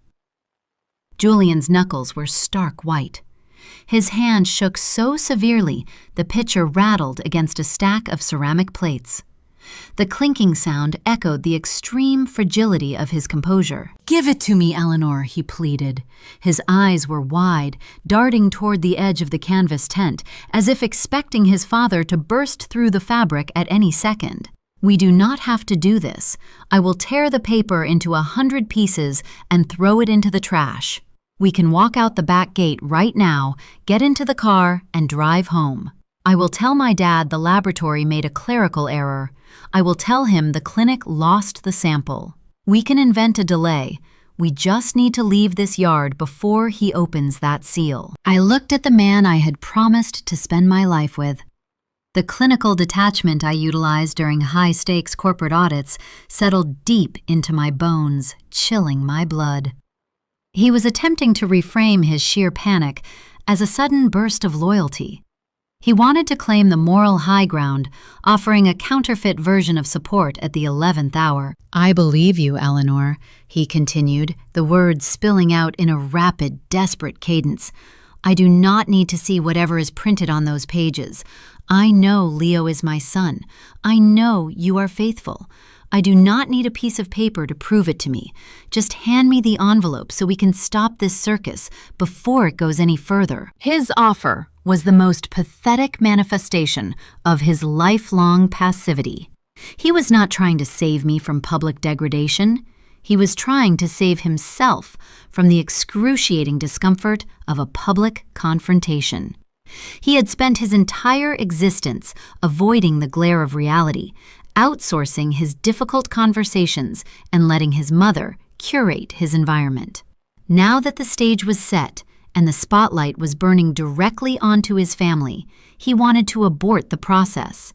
He wanted to retreat into the comfortable shadows of denial. I analyzed his proposal with the cold precision of an accountant reviewing a fraudulent tax return. If I handed him the envelope and walked out the back gate, Julian would preserve his inheritance. Richard would view my retreat as a clear admission of guilt. The whispered rumors Jessica planted on the internet would calcify into concrete facts. The construction magnate standing near the outdoor bar would cancel my auditing contract on Monday morning. My professional credibility would evaporate faster than water on hot asphalt. The consequences would extend far beyond a ruined career. The Sterling family would immediately initiate the emergency custody challenge Harrison Cole had drafted. I pictured the digital photographs I had taken in Richard's study. They would use my flight from the barbecue as evidence of my unstable, erratic behavior. They would paint me as a guilty, frantic woman unfit to raise a child of their lineage. Julian would return to his shielded life, playing the tragic victim of a deceptive wife, while I fought a losing legal battle against their limitless wealth. He was asking me to accept permanent ruin to spare him 10 minutes of embarrassment. The marriage died in that exact moment. It did not end with a screaming argument or tearful confession or a dramatic throwing of rings. It expired quietly in the shade of a catering tent next to a sweating lemonade pitcher. The man standing in front of me possessed no moral compass, no spine, and no authentic loyalty. He was a hollow vessel wearing an expensive navy blazer. I felt no anger toward him anymore. I felt nothing but a profound pity for a person so consumed by the fear of losing his status that he would sacrifice the mother of his child to keep it. "You want to tear up the certified results?" I asked, my voice holding a steady, chilling resonance that cut through the ambient noise of the catering staff. "You want to walk away and pretend this event never happened?" "Yes," he nodded, mistaking my analytical summary for impending agreement. "Exactly. We go home. We protect our family. We keep the peace." "There is no peace left to keep Juliana first replied, staring directly into his frightened eyes. Your father demanded a verified audit. I completed the assignment. A forensic auditor does not abandon the ledger just because the numbers make the executives uncomfortable. The deficit has to be balanced. The data has to be delivered. Julian reached for the binder one last time, his fingers brushing against the heavy green texture. Please, Eleanor, do not do this. You are going to ruin everything we built. I did not argue. I did not waste another breath trying to explain the fundamental concept of dignity to a man who had never possessed it. I pulled my arm away from his reaching fingers, stepping backward to create a physical barrier between us. He stood frozen, staring at me with a hollow, terrified expression, knowing he had lost control of the narrative. I turned my back on my husband, leaving him hiding in the shadows of the catering kitchen, among the dirty plates and the melting ice. I stepped out from behind the white canvas tent and walked back into the blinding heat of the courtyard. The sudden shift from shade to intense sunlight caused my eyes to narrow, but my pace did not falter. The string quartet remained silent. The audience of socialites, politicians, and investors tracked my every movement, their gazes burning into my skin. The whispers died away, leaving only the crunch of my boots on the gravel. I crossed the final expanse of crushed white stone, ascending the steps of the raised terrace. I stopped directly in front of the microphone. Richard Sterling stood waiting, his hand still extended in a gesture of unquestionable authority. The smug, victorious smile on Patricia's face shone brightly from the front row. I lifted the heavy green binder, slid the sealed ivory envelope off the textured cover, and placed the undeniable truth directly into his open palm. The ivory envelope rested in his palm. The thick parchment carried a distinct physical weight, grounding the moment in stark reality. Richard Sterling did not open it immediately. He held the sealed document aloft, showcasing the crimson wax to the assembled gallery of local politicians, investors, and high society fixtures. He wanted everyone to witness the precise instrument of my intended downfall. The silence blanketing the courtyard grew so dense, it felt like a tangible element of the desert atmosphere. The string quartet had ceased playing minutes ago, leaving a void quickly filled by the ambient sounds of nervous anticipation. A bead of condensation dropped from a chilled glass onto the stone patio. A silk dress rustled as a country club wife shifted her weight. The dry, unyielding New Mexico wind brushed against the canvas catering tents. Richard stepped closer to the chrome microphone stand. He tapped the steel mesh grill with his index finger. The sharp, rhythmic thud echoed through the portable amplification speakers, bouncing off the stucco walls of the sprawling estate. The sound demanded total submission from the audience. Every eye locked onto the patriarch. He adjusted the lapel of his tailored charcoal sport coat, projecting the aura of a chief executive preparing to address a shareholder meeting.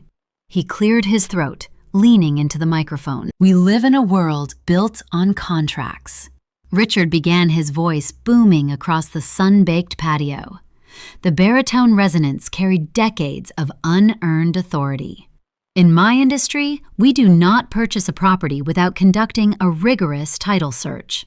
We verify the foundation. We audit the ledgers. We ensure the investment rests on solid ground before we commit our resources. He paused, letting his corporate analogies settle over the crowd. The investors in the front row nodded in silent agreement, conditioned to validate his logic. The Sterling family operates using those exact principles. He continued, his gaze sweeping across the yard. We value transparency. We uphold the truth. We demand integrity from everyone who carries our name or benefits from our legacy. When doubts arise regarding the foundation of our lineage, we do not hide in the shadows. We shine a light on the situation. We verify. He turned his head, directing his predatory stare squarely at me. The disdain radiating from his eyes was palpable, a cold, focused contempt.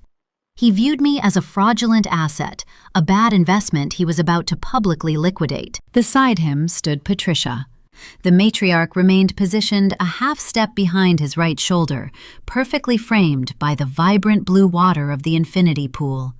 She wore her pristine white sundress like a suit of armor.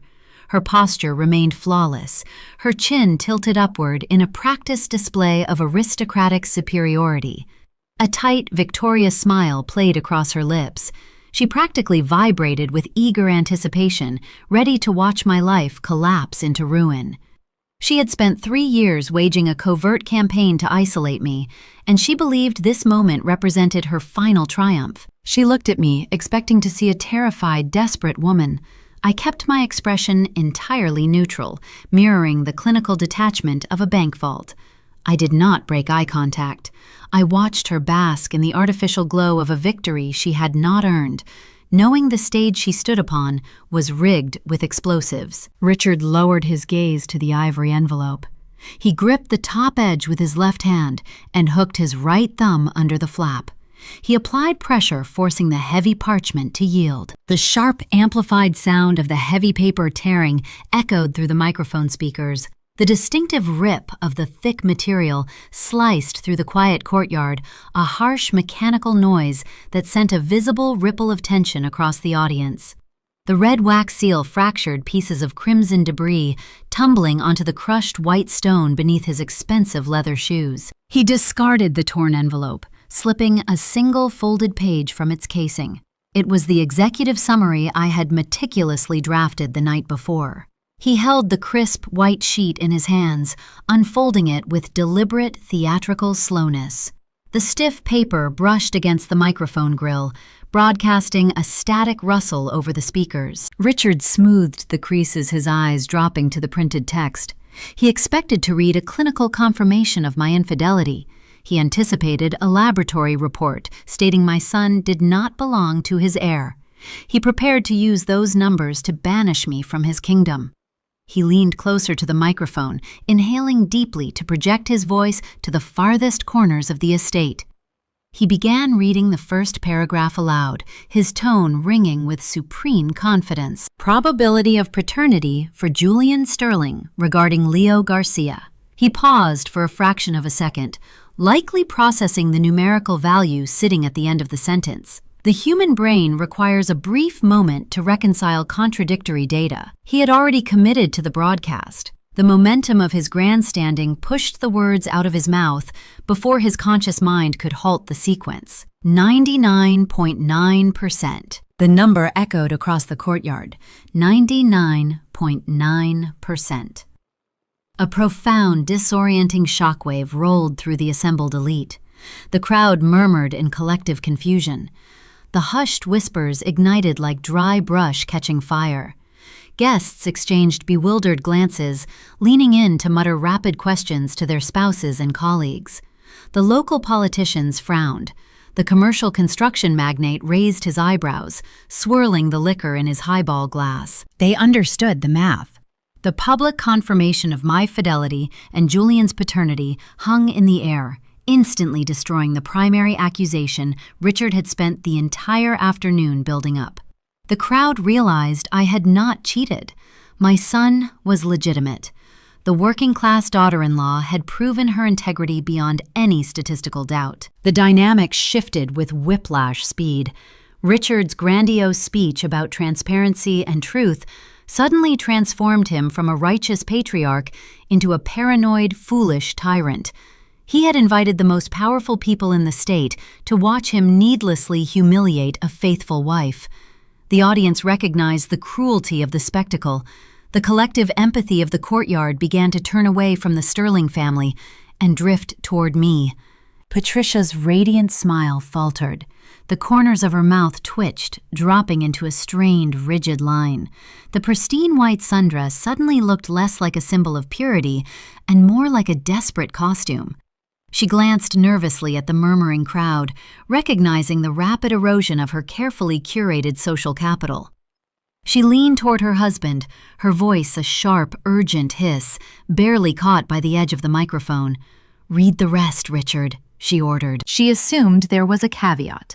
She believed the document contained some hidden flaw, a secondary test confirming her suspicions, or a discrepancy in the bloodlines that would salvage their attack. She remained entirely ignorant of the biological time bomb ticking near the bottom of the page. Richard's face flushed a deep, mottled red. His authority was unraveling in real time. He needed to reassert dominance to find the clause that would vindicate his arrogant display. He gripped the paper tighter, his eyes darting down to the second paragraph. This section contained the comprehensive genetic breakdown he had so fiercely demanded.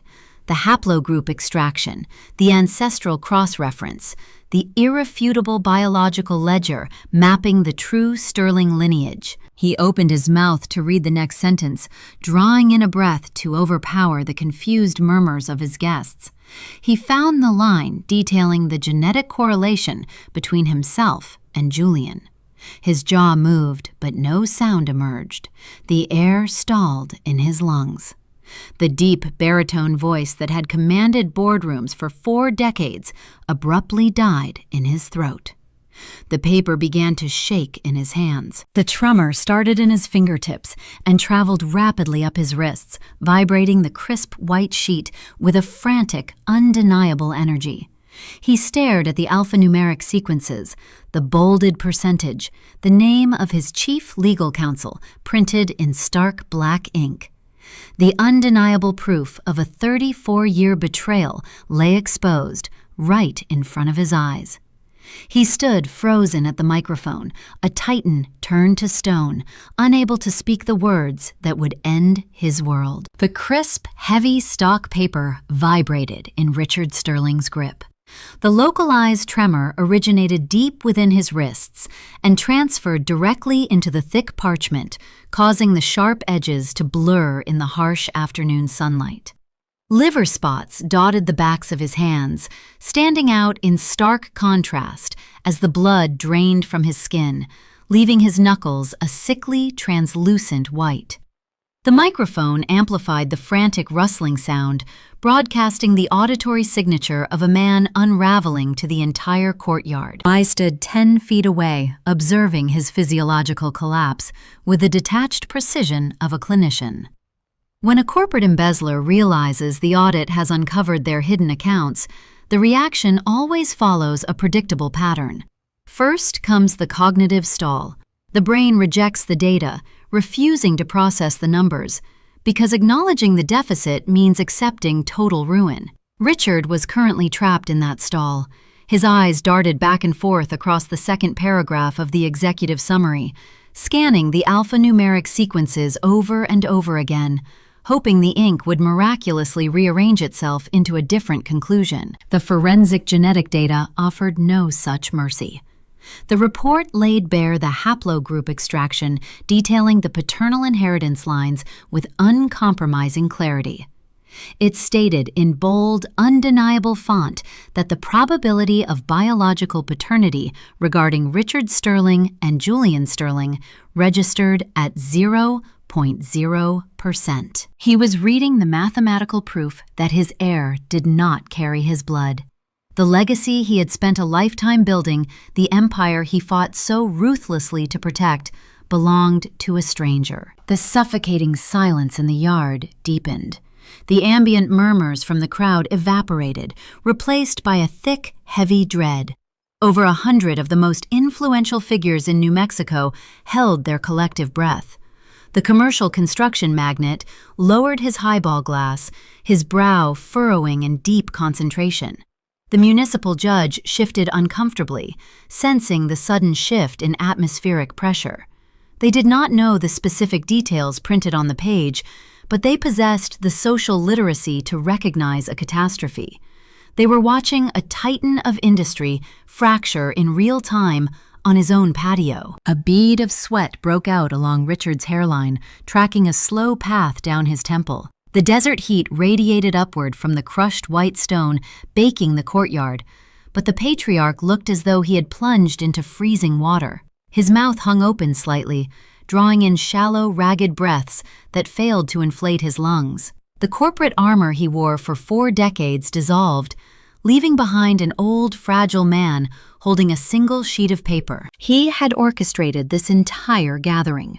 He had invited the press, the politicians, the investors, and the country club elite. He had commanded the catering staff, hired the string quartet, and set up the amplification system. He built the highest possible pedestal, hoping to cast me down into the dirt below. He never considered the structural integrity of his own foundation. His eyes finally stopped moving. The cognitive stall broke, giving way to the crushing weight of comprehension. He read the final sentence of the paragraph, the line identifying Harrison Cole as the source of the anomalous genetic markers. I watched the exact second the truth detonated inside his chest. The disdain he previously directed at me vanished, replaced by a dark, hollow devastation. He slowly lowered the paper, the crisp sheet brushing against the chrome stand of the microphone. He did not look at me. The target of his fury pivoted, shifting away from the working-class daughter-in-law who had merely delivered the ledger. He turned his head slowly, dragging his gaze across the stone terrace. The movement was rigid, mechanical, mirroring the motion of a rusted hinge.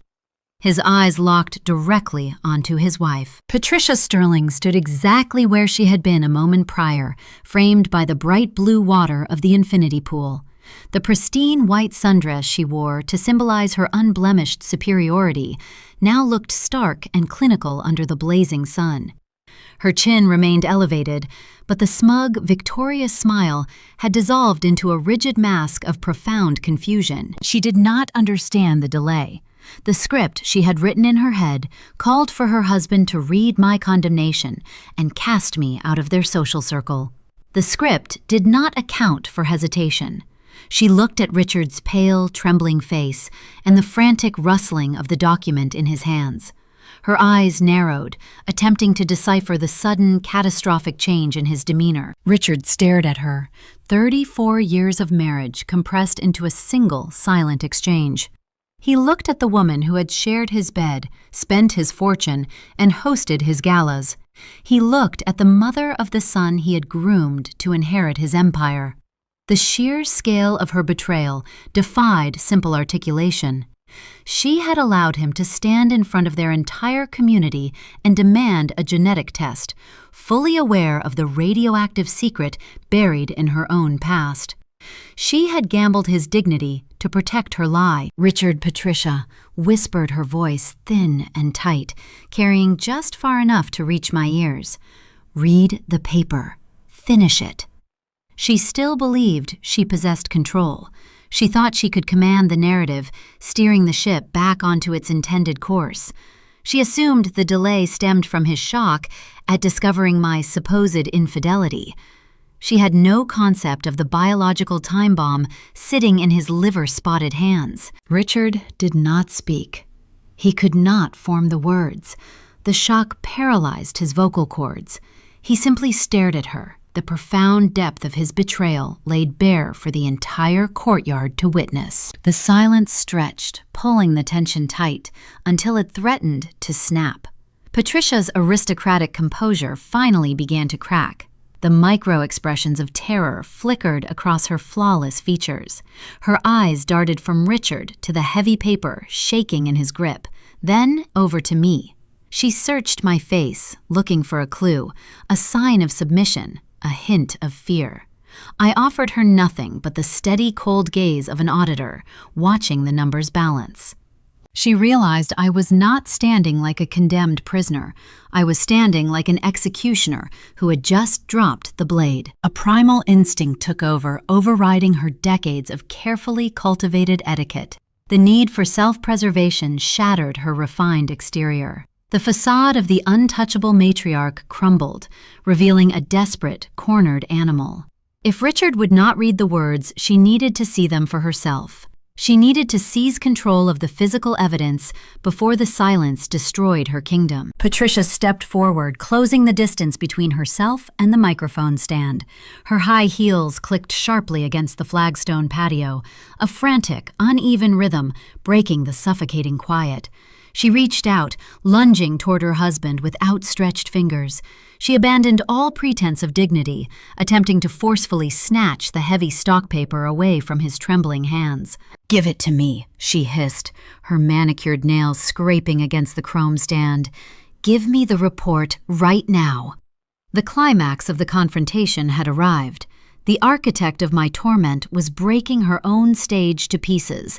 Desperate to hide the truth, she had demanded the world see. I stood my ground, watching the matriarch of the Sterling family descend into pure, unfiltered panic. Patricia lunges forward, her manicured hands clawing the arid air, desperate to snatch the trembling parchment away from her husband. I step into her path. My leather boots shift from the crushed white gravel to the smooth flagstone of the raised terrace. I do not use physical force. I simply position my body between the frantic matriarch and the paralyzed patriarch.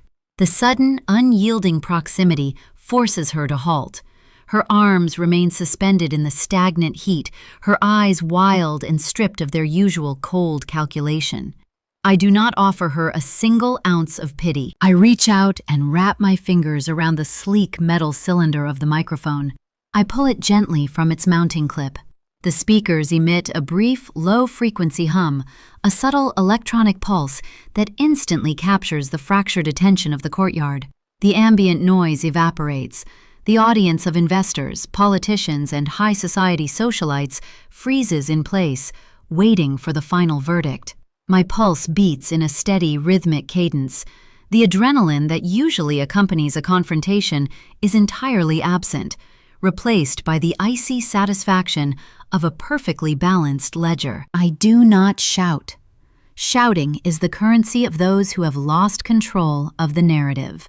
I hold the microphone a few inches from my chin, letting the dry desert breeze rustle the fabric of my silk blouse. I look out over the sea of tailored suits and designer dresses. These are the people Patricia courted for decades, the elite jury Richard summoned to witness my destruction. I address them with the calm, measured tone of a senior auditor explaining a fatal tax discrepancy to a board of directors. Richard asked for transparency, I say, my voice echoing off the stucco walls, crisp and unhurried. He utilized this gathering to demand genetic verification of his lineage. The laboratory in Santa Fe processed the baseline samples with flawless chain of custody protocols. The forensic data confirms two distinct facts today. I pause, letting the clinical terminology settle over the crowd. Using detached professional language strips the emotion from their scandal, reducing a messy generational lie to cold, undeniable mathematics. First, I continue projecting the words clearly across the patio. The probability of paternity regarding Julian and my son Leo is 99.9%. The accusation levied against me is statistically void. I am faithful, and my son is legitimate. A ripple of confirmation spreads through the front rows. The commercial construction magnate nods slowly, his expression shifting from profound confusion to stark respect. My professional credibility is instantly restored, cemented by the very test meant to destroy it. The politicians who depended on Sterling campaign contributions suddenly recalculate their alliances. The investors who trusted Richard's judgment begin to question the stability of a man who could not even audit his own household. Second, I pivot, lowering the pitch of my voice to deliver the final blow. The comprehensive cross-reference evaluated the paternal haplogroup connecting Julian to Richard. That probability registers at 0.0%. The algorithm identified a total biological mismatch. I turn my gaze toward the outdoor bar, locating the tall, frozen figure of the family attorney. The genetic markers isolate a regional signature tracing directly to your chief legal counsel, Harrison Cole. I publicly and clinically dismantle the Sterling family mythology using their own requested evidence. The fortress of biological superiority Patricia spent 3 decades constructing crumbles into dust in less than 30 seconds. The narrative she used to isolate my son and mock my heritage evaporates, replaced by the glaring proof of her own profound deception. The courtyard erupts into chaos. It does not happen with a cinematic roar, but rather a collective, synchronized intake of breath, followed by an explosion of scandalized murmurs. The elite facade cracks wide open. The carefully curated New Mexico high society fractures as the guests process the staggering magnitude of the revelation. They turn to one another, their whispers transforming into loud, frantic conversations. The scandal of the decade has detonated right in front of their eyes. Jessica Sterling stands near a tiered appetizer display. She had spent the entire week posting venomous implications on social media, acting as the fierce enforcer of a pure bloodline that never actually existed. The illusion of her effortless superiority shatters before the glass even leaves her hand. She realizes her entire identity as a Sterling daughter, the pedigree she weaponized against me, is tethered to a mother who lived a lie. Her fingers go slack. The crystal stemware slips from her grasp, tumbling toward the ground. The sharp, crystalline sound of Jessica's champagne flute shattering against the flagstone patio pierces through the rising murmur. Shards of expensive glass scatter across the stone, sparkling under the harsh desert sun, while the pale golden liquid pools around her designer heels. She stares at her mother, her mouth opening and closing in mute, suffocating horror. The realization that her own brother is a product of infidelity paralyzes her, stripping away her arrogant armor and leaving her exposed to the exact same judgment she loved to inflict on others. Patricia recoils. The pristine white sundress offers no protection against the crushing weight of her public exposure. A guttural sob tears from her throat, a raw, ugly sound, devoid of any aristocratic refinement. She stumbles backward, her high heels scraping awkwardly against the patio stones. She reaches out her hands, hoping for support, looking toward the wives she had hosted at her exclusive heritage luncheon, the women who nodded along to her delusions of genetic purity. Those same women now turn their faces away, their expressions hardening into masks of polite disgust. The country club elite, her loyal sycophants for 30 years, do not rush to catch her. They step backward, creating a wide physical perimeter to avoid the blast radius of her ruined reputation. The weapon they forged to destroy my career has detonated entirely inside their own house, vaporizing her social capital in a single instant. She is exiled from her own kingdom before she even reaches the edge of the pool. I lower the microphone, clicking the small switch on the side to sever the audio feed. The electronic hum dies, leaving only the chaotic noise of a collapsing dynasty. I look at Richard. He still holds the crumpled executive summary. The man who tried to leverage his wealth to force my submission now stands as a hollow shell. His eyes are blank, swept clean of their arrogant fire.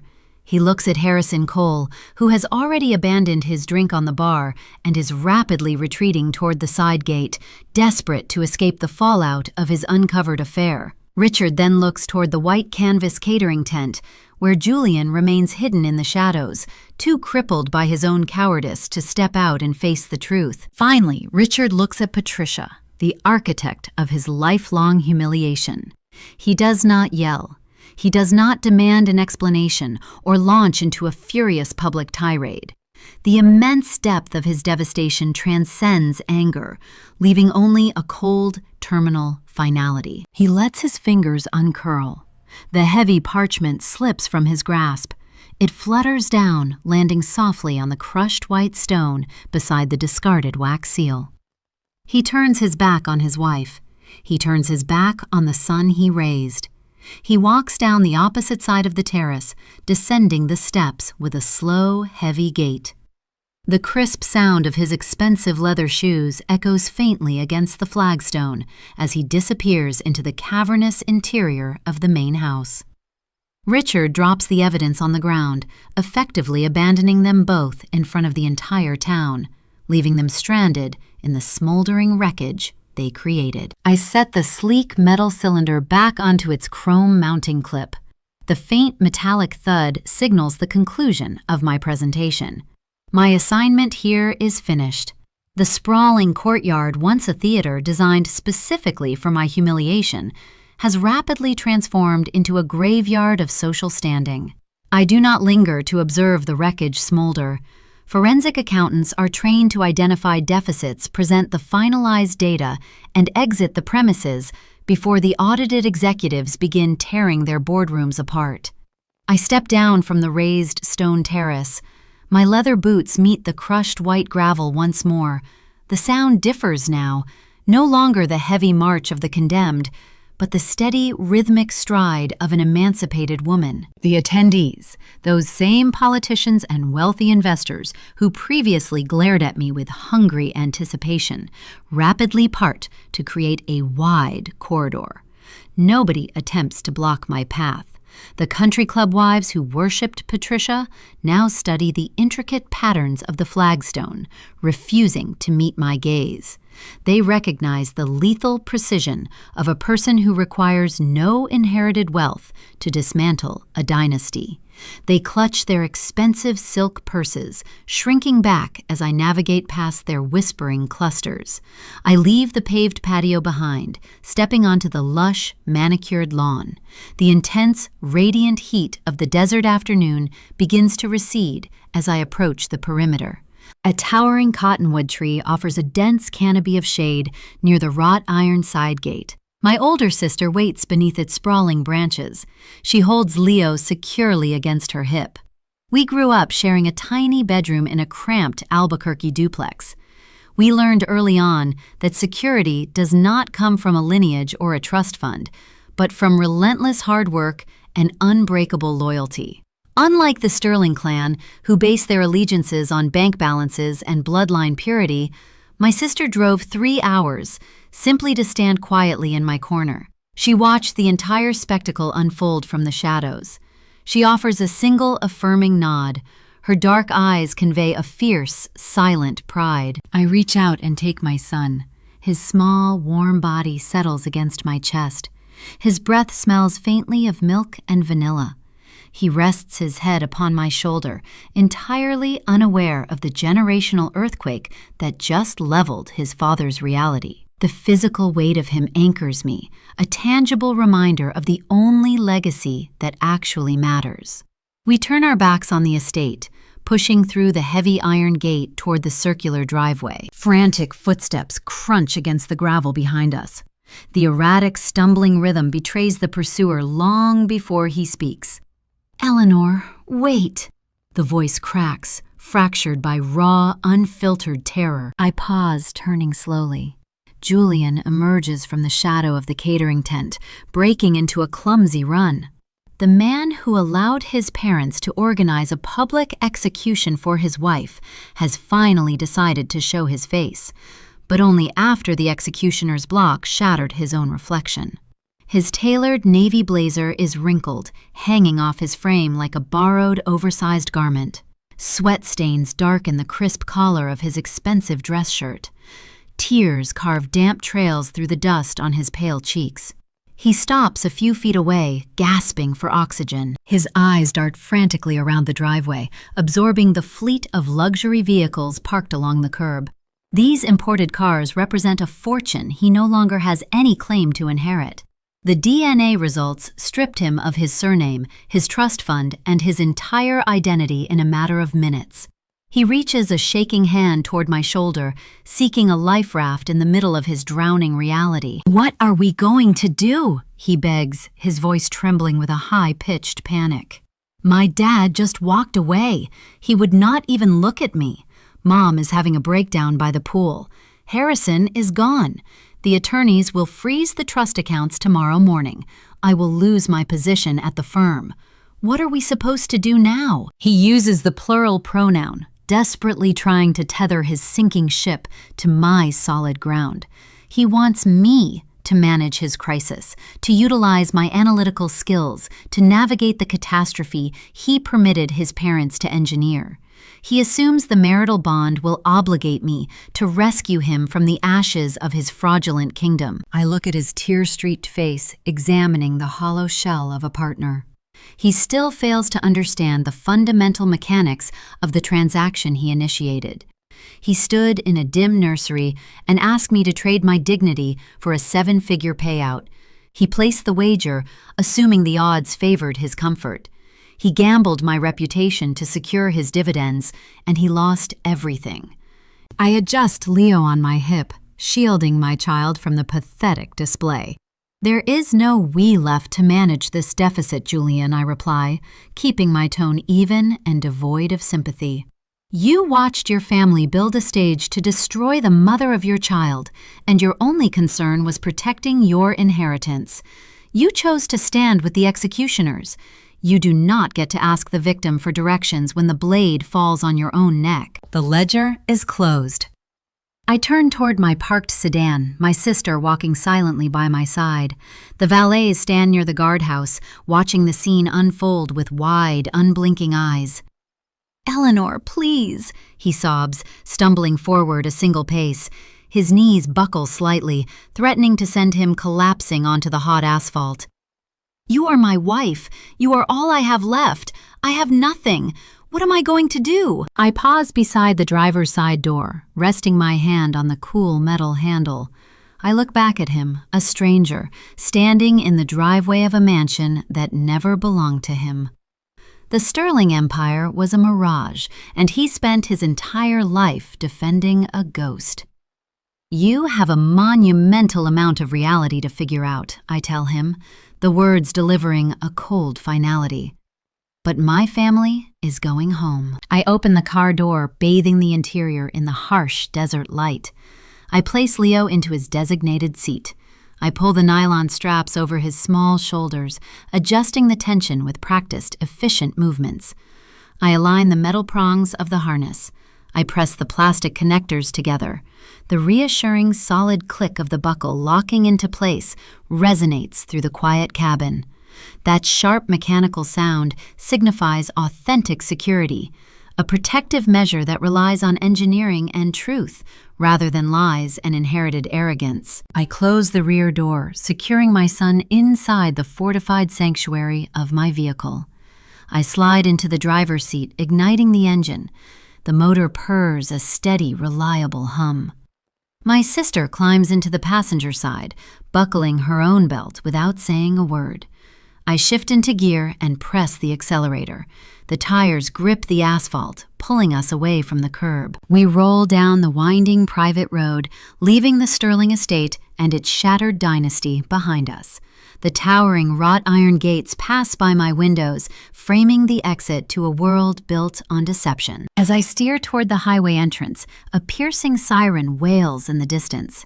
The high-pitched electronic scream cuts through the dry afternoon air, growing louder with every passing second. I glance into the rearview mirror. The flashing red and white lights of an emergency ambulance reflect brightly against the glass. The heavy rescue vehicle tears past my sedan, kicking up a cloud of pale dust along the shoulder. I watch the brake lights illuminate as the ambulance turns abruptly, entering the open gates of the ranch.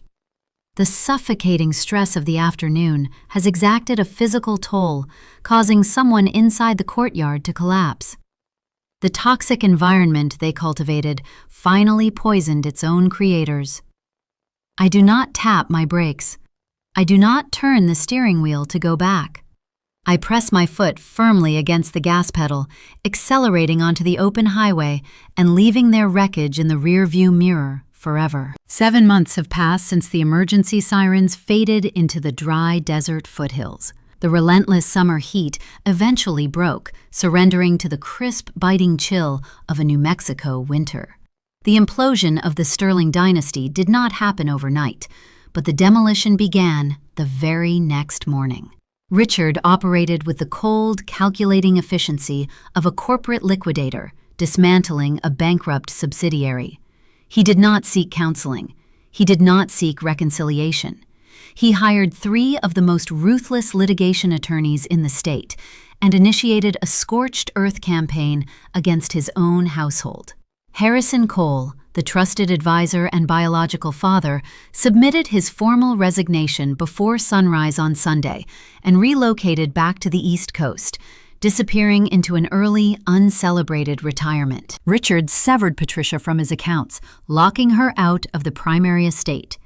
He leveraged a decades-old fidelity clause buried deep within their original prenuptial agreement to deny her access to the vast majority of his commercial real estate fortune.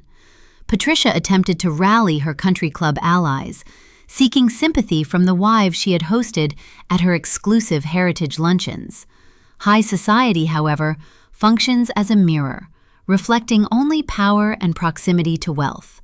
Once the scandal hit the local news cycle, her social capital evaporated. The charity boards quietly requested her resignation. The exclusive country club revoked her membership, citing the public disturbance on her patio. She was exiled from the very ecosystem she once governed, left to navigate the world without the armor of the sterling name. Jessica suffered a parallel downfall. The digital empire she built upon the illusion of biological superiority collapsed the moment the truth became public knowledge. The comment sections of her curated social media profiles flooded with mocking inquiries regarding her true lineage.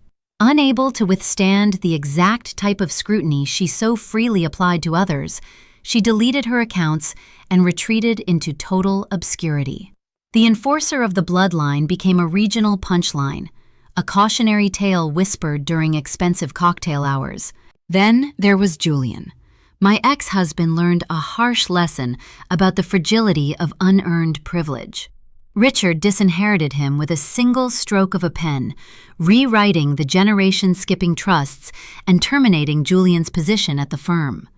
The man who begged me to sacrifice my dignity to protect his dividends suddenly found himself stripped of his income, his title, and his designated future. He possessed no actual skills outside the protective bubble of his father's company. He rented a small apartment on the outskirts of the city, a drastic descent from the sprawling ranches and luxury condominiums he was accustomed to inhabiting. He tried to call me during the first few weeks. He left rambling voicemails alternating between desperate pleas for forgiveness and self-pitying laments about his ruined life. He still wanted me to manage his crisis, to deploy my analytical abilities to rescue him from the consequences of his own profound cowardice. I never returned a single call. I archived the digital audio files into a secure folder designated for closed accounts and moved forward. The dissolution of our marriage proceeded with the sterile efficiency of a routine audit. I filed the paperwork in September. Julian lacked the financial resources to hire premium legal counsel, and he possessed no emotional stamina to contest the proceedings. We sat across from a neutral mediator in a nondescript downtown conference room. The mediator expected a bitter, protracted battle over assets, given the spectacular nature of our separation. Instead, I slid a single binding separation agreement across the polished table. I demanded 0 alimony. I requested 0 child support from a man who now held 0 viable assets. I retained sole legal and physical custody of Leo, granting Julian supervised visitation rights he rarely utilized. The house was already secured solely in my name, a fact that shielded Leo and me from the ongoing legal crossfire of the Sterling estate. The mediator reviewed the terms, looking at me with genuine surprise. He asked if I was sure I did not want to pursue a settlement. I looked at Julian, observing his slumped shoulders and his defeated gaze. I told the mediator that a forensic accountant knows when a ledger carries a toxic liability. The only profitable maneuver is a total divestment. Julian signed the paperwork with a trembling hand, and I walked out of the building, carrying my freedom. The dust has finally settled. I sit in my home office on a quiet Tuesday morning. The winter sun filters through the wooden blinds, casting long, precise shadows across the mahogany surface of my desk. The scent of dark roast coffee fills the room, mingling with the familiar, comforting aroma of fresh printer paper. The house is peaceful. I can hear the faint, joyful sound of Leo laughing in the living room as his nanny builds a tower of wooden blocks with him. I am thriving independently. My professional reputation did not suffer from the patio spectacle. In fact, it solidified. The commercial construction magnate who watched me deliver the hard data to Richard Sterling fired his previous accounting firm 2 days after the barbecue. He called my office and offered me a lucrative retainer, citing my flawless composure under fire. He told me that any auditor who can stand her ground against a billionaire in his own backyard is the exact person he wants reviewing his supply chain contracts. I look down at the dense spreadsheet spread across my desk. It details the quarterly expenditures for a regional steel supplier. I uncap a fluorescent yellow marker. The smooth glide of my highlighter across a freshly printed ledger produces a soft, steady friction, serving as a symbol of order restored. Every highlighted row represents a verified fact, a balanced equation, a truth that cannot be manipulated by arrogant voices or wealthy demands. I find profound peace in the mathematics. I set the highlighter down and shift my gaze to the corner of the desk. A framed photograph rests near my keyboard. It captures Leo smiling brightly on a recent trip to the Sandia Mountains. His thick, dark hair and his olive skin, the Garcia traits Patricia so fiercely despised, glow with vibrant, healthy life. He does not carry the Sterling name. He will never inherit a fraudulent real estate empire. He will never be forced to abandon his honor to secure a trust fund. He is safe because his mother refused to shrink. The Sterling family believed they held all the power because they controlled the bank accounts and the social invitations. They operated under the delusion that working-class people exist merely to absorb their insults and facilitate their comfort. They mistook my silence for weakness, never realizing that an auditor does not speak until she has compiled enough evidence to close the firm. They built their entire existence on a foundation of sand, and they invited the tide right into their courtyard. True security is never inherited through pure bloodlines. It is not granted by a patriarch, and it is certainly not secured by keeping the peace at the expense of your own dignity. True security is built one hard, undeniable truth at a time. It requires standing alone in the blazing sun, holding the unvarnished facts, and refusing to blink when the world expects you to bow. If a family ever demands you prove your worth with a piece of paper, let them run the audit. Just be sure you're the one holding the pen when the final balance is due.